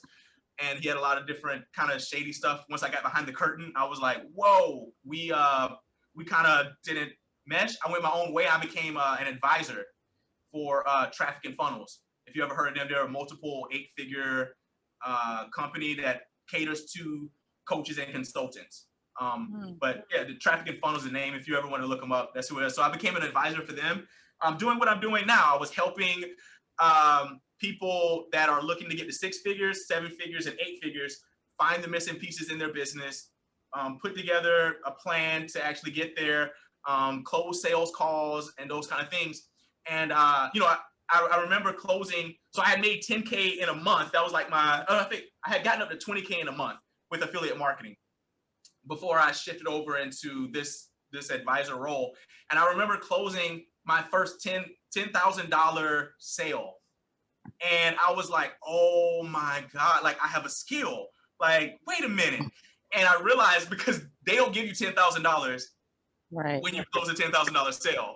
And I started thinking to myself, I was like, wait a minute, why am I doing all of this to make them rich? And like, so I ended up branching out on my own. And, I started my own coaching program and started focusing 100% of my time and my attention on my own clients, shift over, instead of 10K, 20K months, I ended up having my first 15K week. And, I was like, whoa. So I'm like, I'm gonna see where I'm gonna take this. I started creating a life of freedom, and I got a bunch of big projects in the works. Some different moves I've even made, even this past week, that are on the horizon. So that's kind of where I am. I kind of skipped over a few of my people. Rachel, I think she might have been on the call, might have not today, but you probably see her around the group and probably see some things from her. But brand strategist, she had like shiny object syndrome. She wasn't really making money online, buying a bunch of programs, doing a lot of things, really had a lot of limiting money beliefs, a lot of different mindset things. We worked together, and she was ecstatic. She ended up having 5K sales, I think like 5K a week and a 3K day. And it just completely shattered her idea of like, oh my God, I thought this was like for all these other people, but this happened to me now. This is real to me. We got her really clear on who she served. And, her group was only 127 members. And, she's pulling thousands of dollars out of it. So we worked together for a few weeks. And then, Andy Mattis, you probably see him around, helped him. He's an affiliate marketer, or he was an affiliate marketer when he came to me. I helped him to put together an affiliate marketing program, teaching people how to start affiliate marketing, got him a high ticket offer, taught him selling strategies and coaching with him. So he built out a team of affiliates. He launched, had a 6K week. He has a paid course now and a paid group, and he's doing well. So those are my why me's. Who am I? Hopefully that answered your question. That's also a few comments. No, that's awesome. Thank you for sharing that. That is that actually just gave me more insight into you, so that's awesome. Thank you for that. You're welcome. Oh, my cousin's on here. Absolutely true. I witnessed everything. Yeah, I visited him whenever I gave away everything, and everybody was like, did he lose his marbles? Like, what is he doing right now? Like, I'm sure everybody was looking at me like, but you gave away everything for what? But yeah, he was there. I remember talking to him, and still throughout the journey, we communicated after I was here for a bit. I tried a bunch of different things. I started a studio. So I hired videographers and photographers. We tried that for a while. I did several different things on this journey leading up to it. Lee Troy says, thank you for asking that question. and for you honestly answering this, Tiger, because it's exactly what I needed to hear. Wow, I died 3 years ago and was given clarification on how today's information will be the next puzzle piece. Thank you, group. Katiana says, wow, God is good. Yes, yes, he is. I never knew you. Okay, yes, he is. But you said, I never knew your journey, and I don't have on my glasses, so it's like I'm trying to catch the words as they're dancing around the page. So it's like I knew your journey. I never knew your journey and had the strong sense I had to reach out to you for help in my business. Awesome. Stephanie says me too. Yeah. So yeah, that's me. I appreciate you guys and gals for your time. I really hope that I served you. Inside of the chat, if you still have any questions that pop up, we got 30 days. I'll be supporting you in there as you're implementing this. Tremaine, my cousin, says awesome. But yeah, I look forward to growing with you all, growing myself. I really appreciate your support. It means the world to me. I definitely, I want to support you guys in any way that I can. And yeah, let's make 2021 like the most pivotal. Let's create a movement. Like, let's completely start a wave that ripples out to all coasts. Like, we have some people on all parts of the world right now on this call, and we're going to touch different lives. And that's what makes me passionate about this, is because I know that helping people who help people, it allows me to reach places I would never be able to on my own, because you guys are there. So it's my bit of creating a life that outlives me. So Katiana says, let's do this. Yes, let's do this. So, all right, with that, I guess I'm signing off, and going to make this this replay available, like I said, within the next 24 to 48 hours, and see you around. Thank you. Thank you so much. You're welcome. My pleasure.